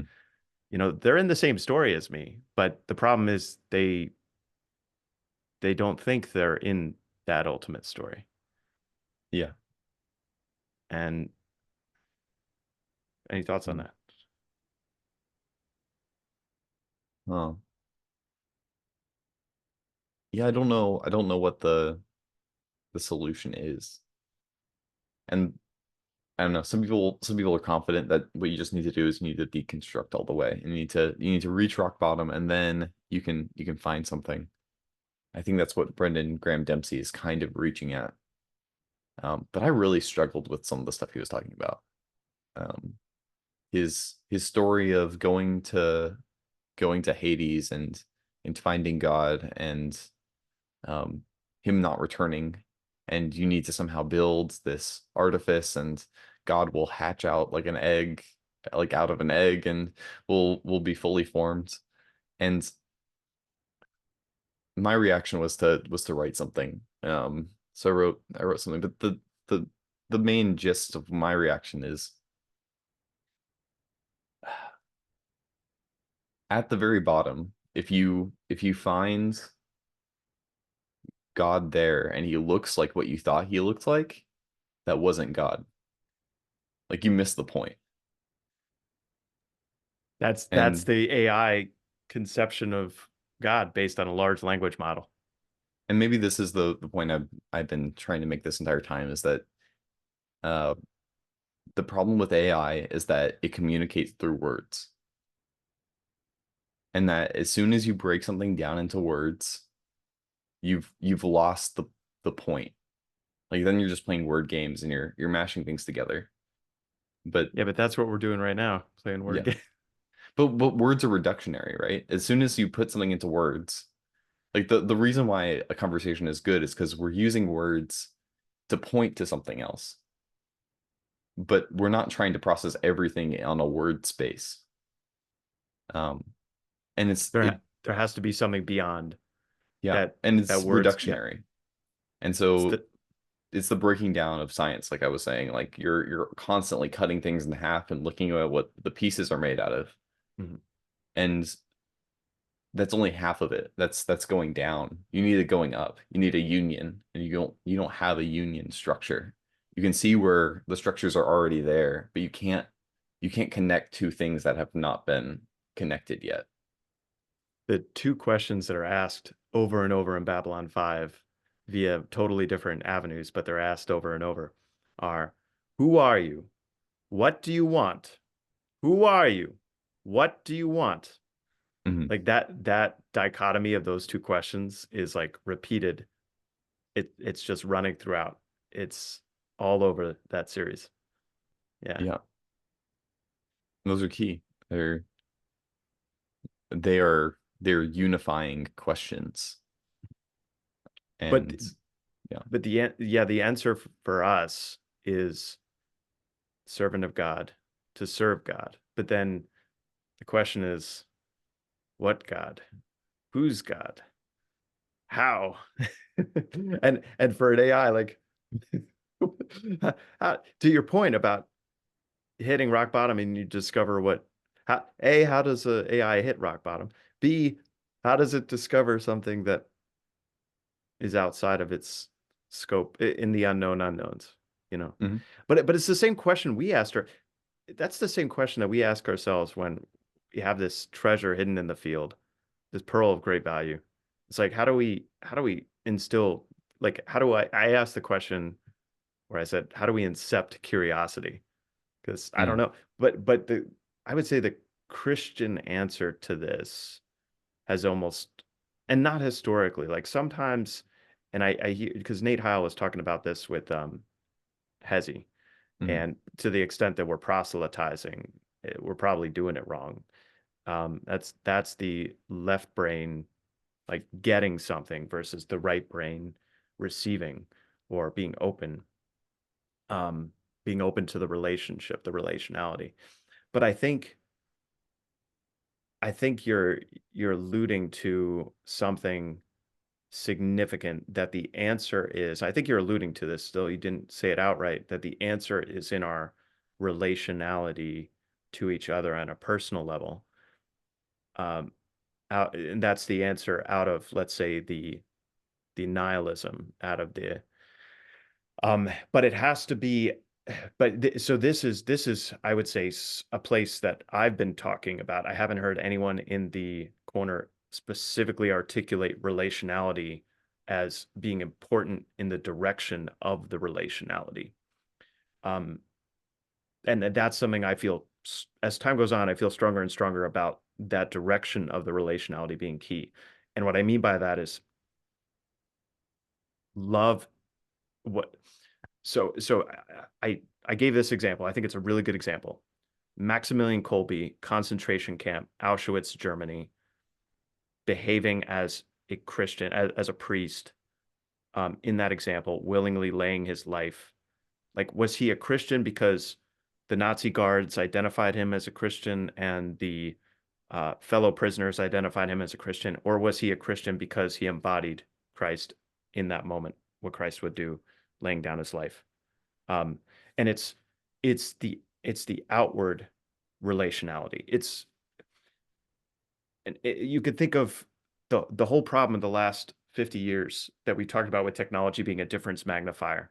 And you could think of with without technology, our identity is anchored by the relationships around us.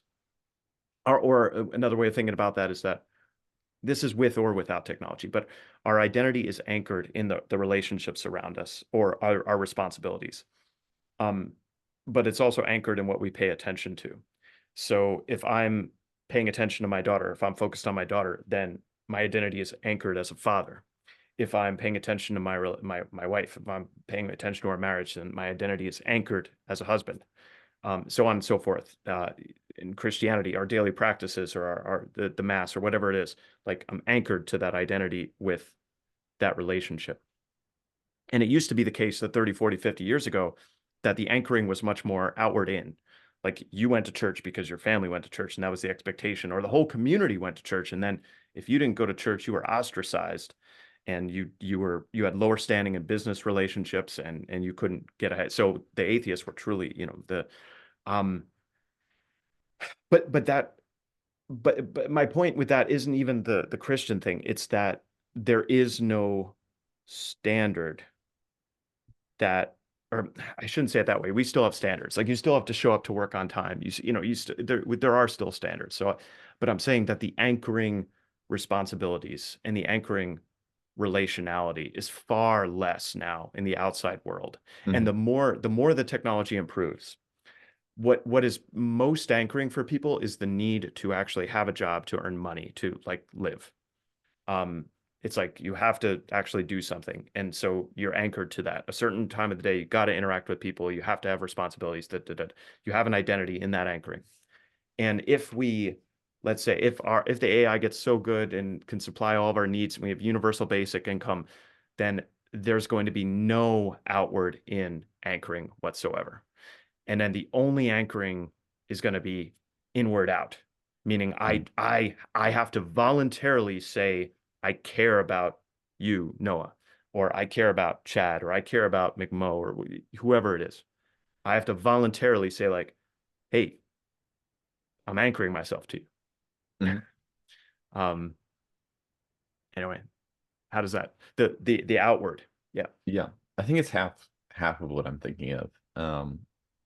The importance of, again, you have to anchor yourself into something. But I think part of the nihilist response, and this is what I tried to get at a little bit in my video on nihilism, or my several videos on nihilism, is that procedurally the procedural also is really important, and that there's no throwing out the question is not a good answer to the question. By I want to by clip that. oh, go ahead. But the problem is that people are thinking with their left brain, and they are encountering a question that has seemingly contradictory answers. Mhm. Um, you know, I want to respect other cultures, but other cultures say that this thing is okay, but I don't think it's okay. We'll say cannibalism because I think that's pretty universal. Most people can agree on that. But there are cultures that practice cannibalism. So what do we do with those cultures? Do we say You that are what they're, you eat. yeah. And um and so w what do we do? And the response sometimes is just to throw it all out and say like, well, morality doesn't make sense. Ethics don't make sense. So like let's not deal with it. Let's not do that. Yeah. But the problem is you can't do anything. Like as soon as you've thrown out any like meaning mechanism or any Mhm. mechanism of making a decision, you've lost the ability to make any action at all, or any action that makes any sense. And so when you don't have any sense making, everything makes it an equal amount of sense. And so the fact that you have any coherence to your actions at all proves that you're not a real nihilist. You're just LARPing as one. If you're a body, if you're alive, you're not a nihilist because your body is not neutral about like if your body is has reached homeostasis or whatever the word is, right? You're dead. That's what Mhm. death is. What is so like life itself is anti what's the word? It's what's it called? It's like endothermic or what is it? It's anti-chaos. Like life Mhm. is an organizing. There's only two things that I know of in the universe that are that way. There's a scientific word for that, and I don't know it now off the top of my head. Uh, life is like that, where it the sum of its parts or the totality is more than the sum of its parts, sort of thing. Like the emergent complexity is greater. Life is like that, and then human consciousness is like that. Mhm. I don't know of any phenomenon other than those two things. Um, and it's remarkable that like that is still like the biggest unexplained miracle in all of creation. It's like why does consciousness exist? Or Mhm. why did life exist? Another one that Well, blows my mind. Oh, go ahead. Yeah. I was gonna say, well, it's funny that like we even think that we can get an answer to it sometimes. Mhm. Or you'll talk to scientists, or they'll be talking about it, and they'll try to break down this a theory of consciousness. And I H.G. Wells wrote like a paper on this, but it's called The Doubt of the Instrument, I believe. Mm, I might be correct. I'm interesting. willing to be corrected by the comments, I like the framing. Yeah. but that's how he framed it, and he was just saying this as he said this as somebody who's for technology. I don't think he saw anything specifically wrong with this, but this idea that the brain itself as a form as a product of evolution, can it be trusted? And how can you trust your brain to look at itself and see stuff correctly? Um, it's now a system now looping in on itself. And so how in the world do you think that consciousness can like bring about anything accurate to like what measure do you have to compare it to? And you don't. And Yeah. so Yeah. yeah. Unless you become like a child, you will not. see this, the kingdom of God. Well, and the answer I have for people, and I this is the problem, is I don't have a better way of articulating it because it sounds really mean, but it's just like you've just got to live with it. You gotta just say What like, is, hey, there's some weird stuff, and you just well, gotta. well, when you play a game, you take the leap of faith that the game is worth playing. Mhm. Or a And suspension of disbelief, kind of, right? Where it's correct, like to correct. be immersed, you have to Yeah, be able to accept, hey, Nathan Drake is able to jump from a car to another car without breaking any limbs. yeah. And that's just, So, well, here was I remember when I was in college, I went through a period where I was like, why does anything matter meaningful? And then I wasn't really a nihilist, but I was trying to anchor it in reality. I was trying to anchor like, why does anything matter? And the answer I actually came to in college, and I remember writing this out. I said, it matters because it matters to me. mhm, And that was a start. Like I actually give myself a lot of credit there because like I basically said like I choose that it matters. mhm, Like I make that jump. So in that jump, I was basically saying like I'm going to play this game. Like mhm, whatever I'm in, I'm going to play it. Like it's a leap of faith saying that it's worth participating in whatever capacity. And that's a big leap. I mean that's a really I would say that's the most fundamental um to just say like I'm staying, I'm gonna play it. Um, doesn't it gets you started on the journey. It doesn't get you to the destination, but it gets you going out of the town and into the wild, so to speak. yeah. You reminded me a little bit. There was someone who commented on my well, on a video of mine, and I had yet to kind of respond fully. Um, but he said something along the lines of, um, what I find important in my life is to not find meaning. And I wanted to dig into that. And I asked him a follow-up question. He had an answer. But it sounded like meaning for him was a very oppressive thing. That it felt like it was a top-down, like too and I can understand there is a place in which a meaning put onto you can Mhm. be way too much. And if that's your only conception of meaning in that very specific frame, um, that can be horrifying. But to think that you don't have a meaning at all is also kind of To exactly broken as well. to take a PVK line, the people who are in the best position to say that, like let's say the homeless person who is pushing a grocery cart down the street and is just looking for money for their next alcohol. Um, or let's say the person who's living on $2 or $3 a day that has to get up early every morning and walk like 2 miles to a job and does physical labor for 12 hours and comes back home and collapses. And um, those that are, let's say, in that position to say that the meaning is oppressive, they that's not what that's not the case for those people. Mhm. So where someone is saying that they have, let's say, oppression, it's usually a sign that not enough is anchoring them. There's Yeah. not enough, yeah. There's not enough responsibility, for lack of a better word. Yeah. Um, because that can be oppressive. It's the oppression of you have all this potential and time's a ticking and it's nothing is happening. Mhm.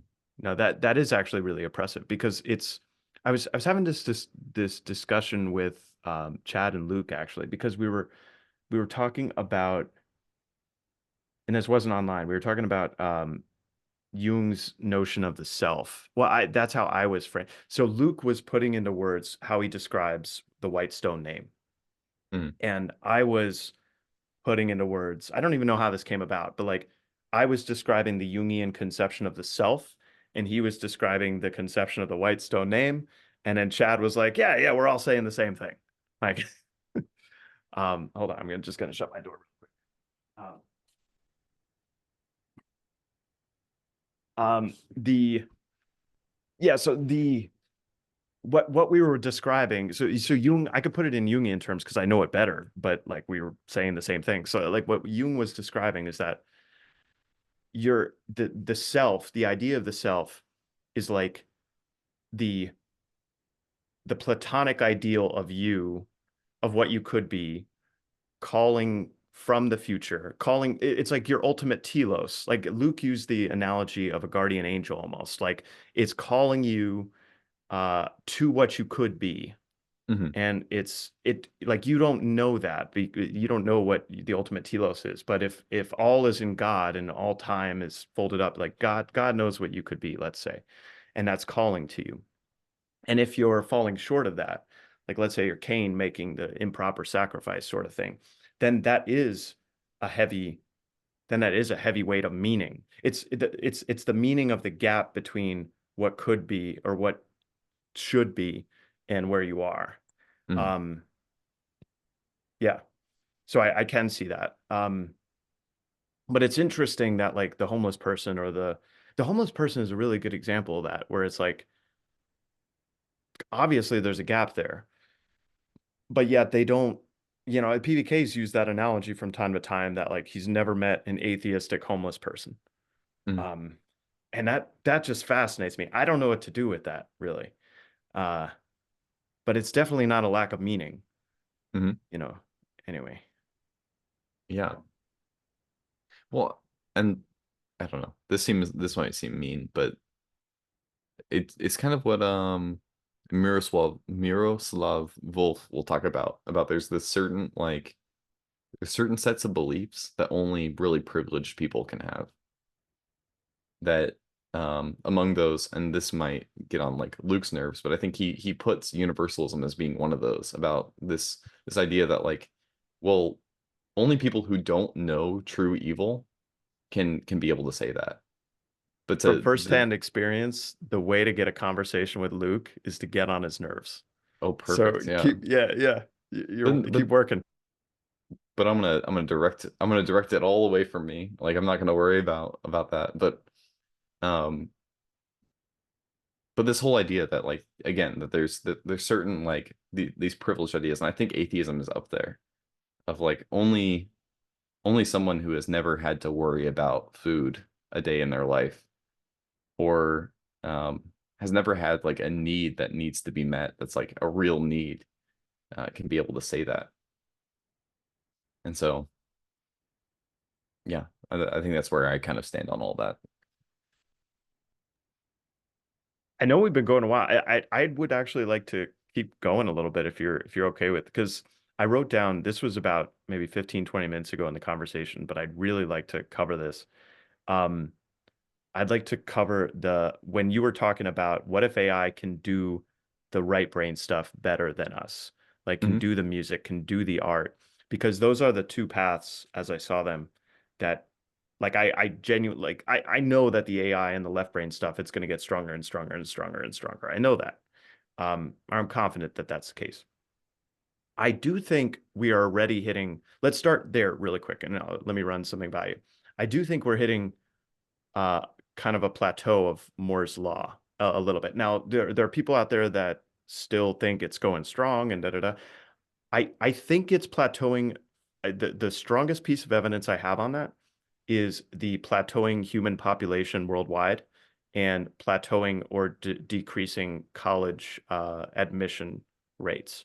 Hmm. And also I don't know if you're familiar with the Flynn effect, but the Flynn effect is that the average IQ points have been raising like 1 or 2 points every decade for the past 100 years. And just in the last decade or so, the Flynn effect has reversed and or it's starting to reverse. Yeah. Well, you also see that with life expectancy in all these kind of like America and Mhm. Canada, you see them slowly going down. Mhm. Yeah. So I'm not worried like the Collinses are about like cratering population, because what ends up happening is it's very similar to the wolf dog analogy that I talked. So you have sections of the population that are diminishing, diminishing, diminishing, but as long as you have a what's the word? Differential fitness in the population, right? So if the Amish are still having 6 or 7 or 8 children per family, we're just going to have a ton of Amish. Like that's what's going to happen. And but there are segments of the American population that are still reproducing at a rapid rate. They're smaller than the totality, but the point is like Hmm. the culture, life finds a way in Jurassic Park terms. Like Yeah. that's going to happen. But I think we are going to have a plateau of population or a diminishment for some period of time. I think immigration into the U.S., because we live in an awesome place, which is our immigration record, or the number of people that want to come here, I think is the best barometer for how awesome our country is. So anyone who doesn't appreciate the country they live in, I do for the U.S. Um, anyway, so because of immigration and because of what I was just saying about population, I think the likelihood of the population diminishing too much is low, at least for the United States. For the world, I think it diminishes for some time until that trend reverses. Um, what was the other thing I was going to say? So that's one reason that I think that the Flynn effect, or not the Flynn effect, Moore's law is decelerating, or at least I think we're kind of coming into a new plateau. There was a paper. I didn't pull this up in preparation for this, but I wrote this down a while ago. There was a paper talking about the number of it was like the pace of scientific innovation, like how many Hmm. papers are being published and how difficult it is to actually make a new discovery. And it's difficult to actually measure the impact of a new discovery or something like that. But they sold me on the premise that by all measures, it seems like scientific advancement is becoming harder and harder. Like Well, we've picked the low-hanging fruit, so to speak. but you can already see that too, right? Where Newton was kind of on the forefront of like five different major physics movements all at Mm, once, and had a hand in creating calculus. And you don't see that anymore. You don't see yeah. one person having an influence on multiple realms of science. The last time I know, well, I think Elon Musk has done that for better or for worse. But the But last not time, like a scientist though, but as an innovator, I think he has, which you're is the probably right. interesting distinction. As an Yeah. engineer, yeah, yeah. Um, but the last person in history, and if you don't know about this guy, he's obscure and he shouldn't be. This guy is so fascinating. His name is John von Neumann. I don't know if you've Hmm. ever heard of that name. The name sounds Um, familiar, but I probably have heard it from you. but no, I don't think I mentioned him before. Maybe, Oh, but okay. like, but anybody listening, like, look up. Like, people always talk about Albert Einstein being the smartest guy who ever lived. Like, no, no, no, no, no. It's John von Neumann. You got to look up this guy, John von Neumann, and he is Jewish. Came over, I think, to the U.S. during World War II. It was like an unexpected, awesome byproduct of that all these brilliant Jewish minds came into the United States during World War II or before World War II, and fueled Hmm. the scientific advancement of the United States above and beyond Soviet Union and any other country. But John von Neumann was in that group, and he was a polymath in that man, he so many things that were foundational to modern computing, physics, like every mathematical field that you can think of, he touched profoundly. And we don't remember him because he doesn't have the wild hair like Einstein. It's so Hmm. interesting, but yeah. Interesting. I'm But trying but to you're remember where right that we got here. yeah, that there's fewer and fewer of those people that are Oh, touching yes. Yeah. multiple areas, and that you have to be super subspecialized in order to make even the slightest, tiniest bit of progress in that field. Yeah.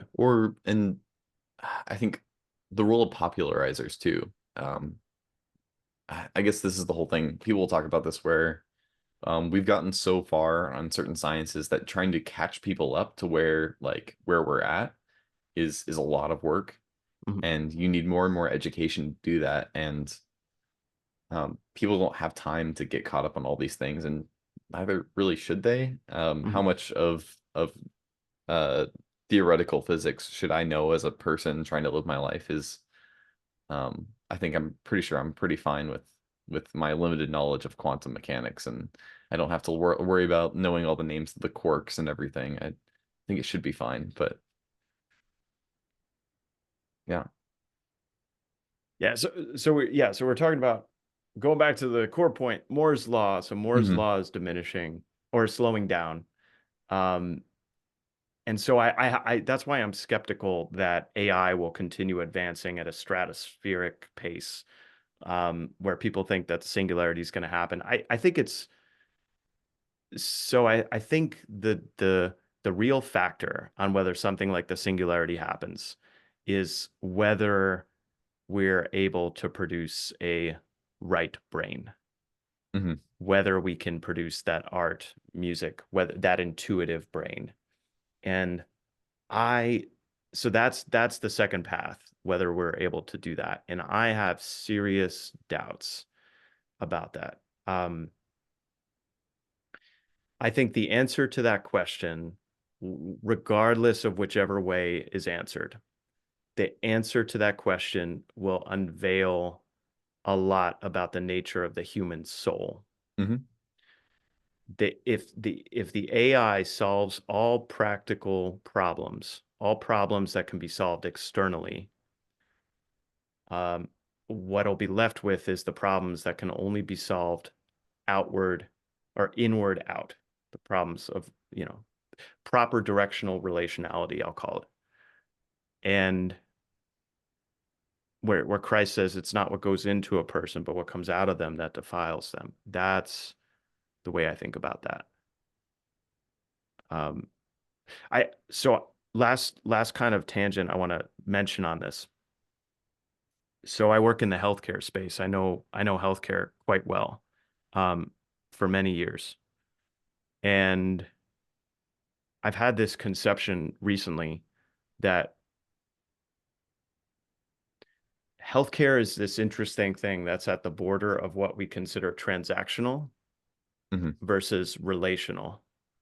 And so what I mean by that is, um, if I go, I gave this analogy before that if I go to the supermarket and I have a checkout line, I don't want to have to form a relationship with the cashier in order to check out my, like, maybe it's nice to have small talk or whatnot, right? But like that's secondary, it's supplemental. It's not paramount. But if with you, for instance, if I'm trying to like get something out of this relationship, if I'm then I'm Luke says mammonizing, like I'm saying, making it transactional in some way, Hmm. shape, or form, then GG.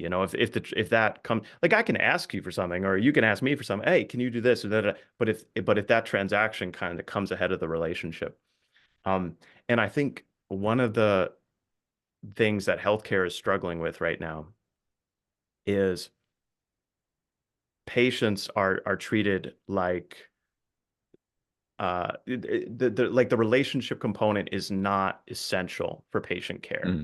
in that if like you get the right specialist, it doesn't matter if you have a relationship with that person, like they can fix your problem, or they can. And but meanwhile there's this concept in healthcare called comorbidities, where the problems that you have kind of accumulate and amalgamate, and they're also additive. So if you're diabetic, it's not so bad, it's manageable. But if you're diabetic and you have high blood pressure, then there's a multiplication effect on the complexity, because then they got to balance both of those meds for both of those conditions. But then you're diabetic and you have high blood pressure and your thyroid's out of whack. Then you got three that you're balancing, and then da, da, da, and the number of issues that basically gets additively more complex, and you can tackle it from all these different specialties. Like the cardiologist is looking at your heart, cardiac system, and the endocrinologist is looking at your thyroid and diabetes and all that stuff. And the problem is that, the PCP, the primary care provider, they're supposed to look at the person, the whole person, but they're Hmm. limited to like 15, 30 minutes of like the checklist. They have to go through a checklist. Are you doing this? And the checklist is just, and the time is not there to, like 100 years ago, you had none of the specialties, but you had the time to like sit down and talk to your physician, like, oh, here's what, because the physician was stuck in the local community, the farm country, like they knew you, like they actually knew you as a person.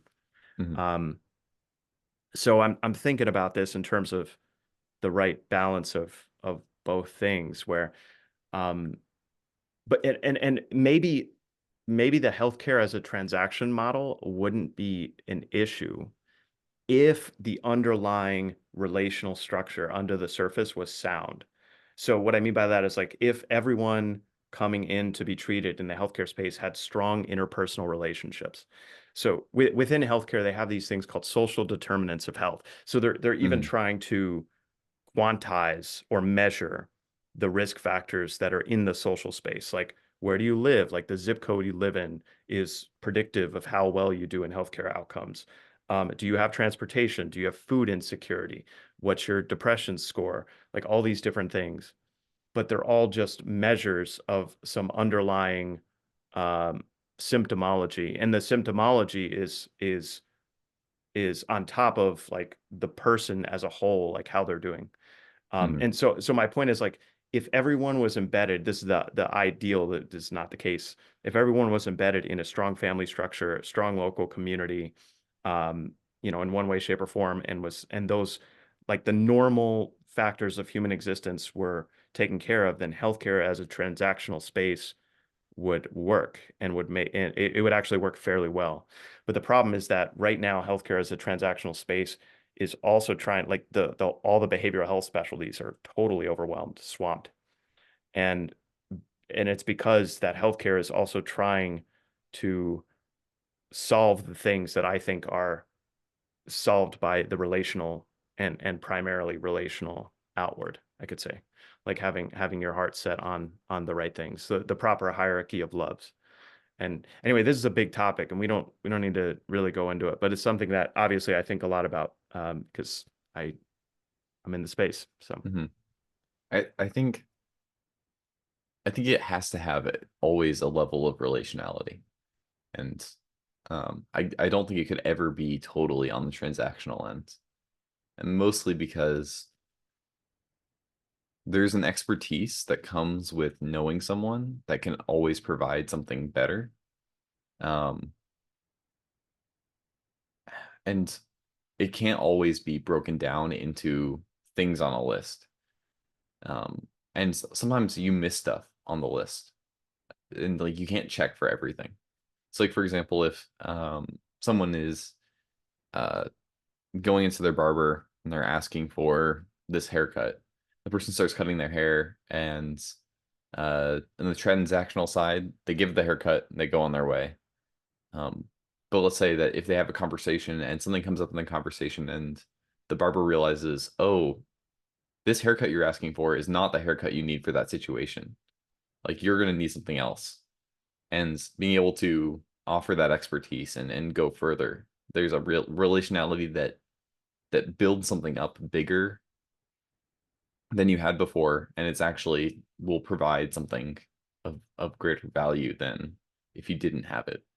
And you can see something like that in the medical space too. Like you can't keep track of every single little variable. But let's say this person randomly makes the point that, yeah, my water started tasting funny, and suddenly the higher levels of X in their blood now has a greater meaning and might be more alarming than if you just had seen that out of nowhere. Um, and so, there there's actually this dichotomy within healthcare of what's called, like, you have your traditional care mhm, model and you have what's called managed care. And to give you an example, when you're about to leave the healthcare office and they say, okay, here's your papers or here's your whatever, and we prescribed you this medication, and we wrote you a consult, or sorry, a referral to this specialty or whatever, then in that traditional model, it's basically on you, the patient, to follow the instructions or directions. Like, the responsibility is on you.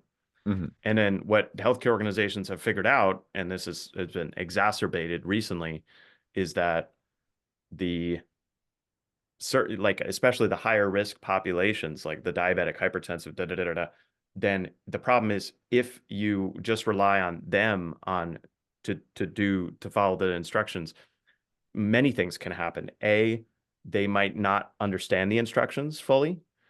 B, they might not be in a position where they can always get what they need due to financial reasons or other reasons. They don't have help in the home to get transportation, social determinants again.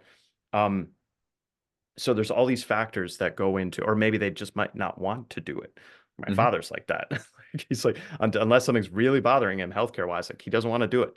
Um, so the uh Yeah, so the managed care model, which is growing, is like, okay, we identify the patients where it's they're higher risk. And and there's financial incentives because we don't want them to go to the hospital and but also the aim is to improve their overall care. And so it's the difference between like proactive and reactive. Like the reactive is like it's on you. And then in this managed care, it's like we're going to follow up with you once a week. We're going to keep track of your to-do list. We're going to ask you, did you do this? Da, da, da, da. Oh, you need transportation. We're going to send a car out to get you. We're going to, Hmm. we're going to like manage this. And so that's actually a space of innovation right now in the healthcare industry, where healthcare organizations are trying to come up with better and better ways of doing managed care because there are good incentives for doing that, and that's only going to grow with time. Yeah. Interesting. Mhm. Hmm. Yeah. But I loved your Yeah. analogy of the barber because what comes to mind is like the barber shop where guys are just hanging out and talking and just kind of understanding each other and bonding. And it's like all these side effects that are really good side effects of like just getting a haircut, which is not just getting a haircut at all. And Hmm. yeah, or Yeah, yeah, it kind of go fills ahead. that Mhm. similar role of like transactional, but also highly relational. Yes. Um, yeah, And especially in a local community, the relationality would come first.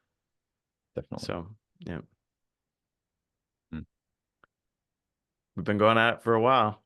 This is a good place to, We can do it soon. I have a poem or two yeah, that I'm interested in sharing, so I might run really fast and then come back. sure. I'm gonna pause. Okay, so let me find this real fast.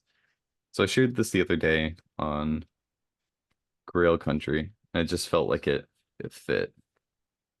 We were talking about it a little bit as I was processing this. How my head moves without a heart, in a line, direct, efficient, cool, cleanly cutting, severing excess, a chrome-plated zero-emission train headed nowhere. An echoing booms through the hole. The frozen walls create a chorus. Wheels seize, naked, curled, hypothermic.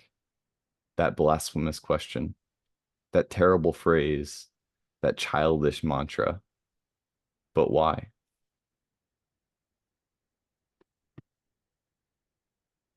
We don't know why. No. And Well, it's just, that's also the adventure. mhm. That's that's what makes the why is what makes participating in the story worthwhile. Um, It's like no yeah. matter how much gasoline you have in your tank and you're headed off, just going straight, you have your jet engines and you're doing it. You're going your direction. Um, there's nothing to ever tell you which way to go or why you're going that direction. You don't have an answer.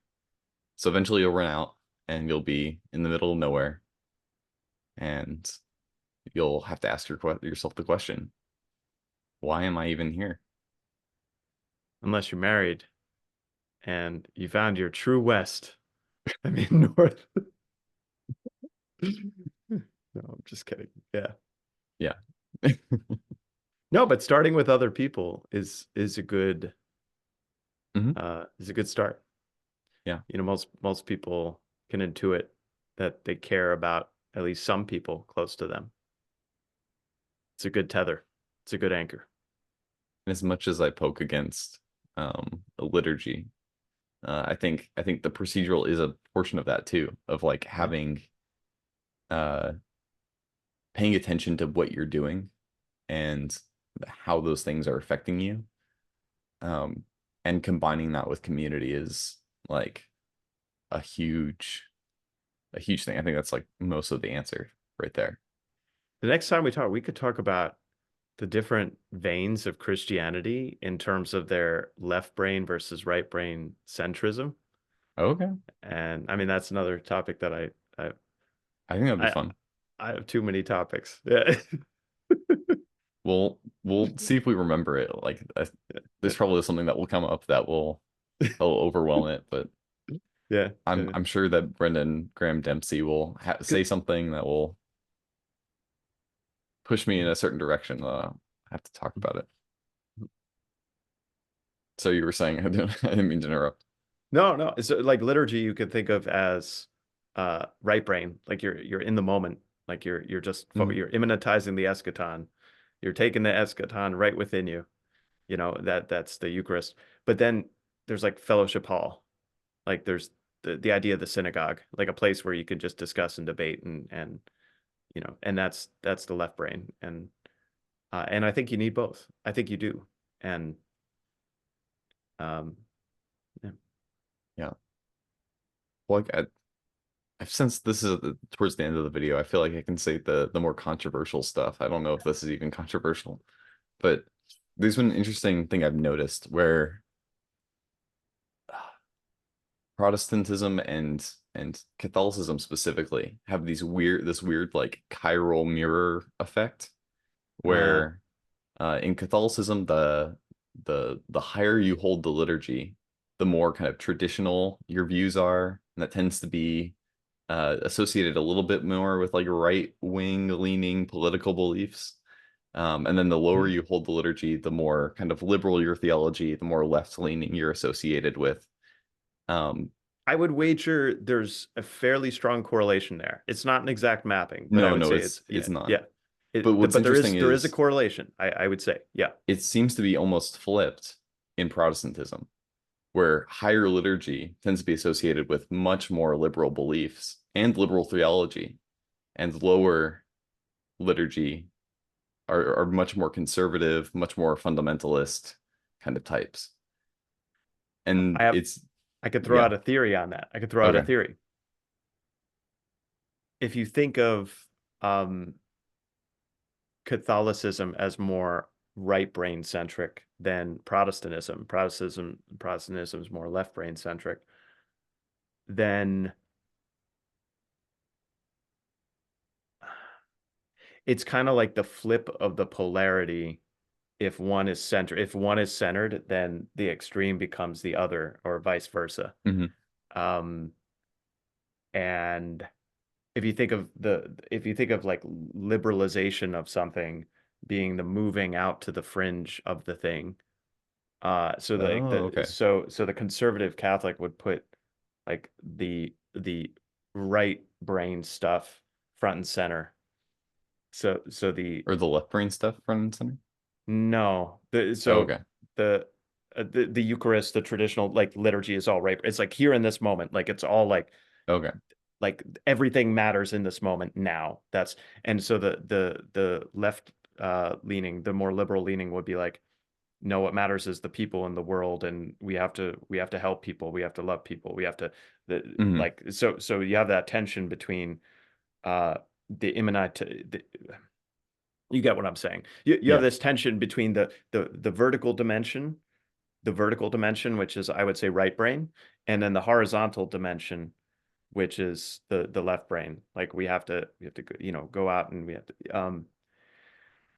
and I wonder if because the center is flipped in the Protestant world, if those two polarities kind of cross. I don't know. It's I speculation.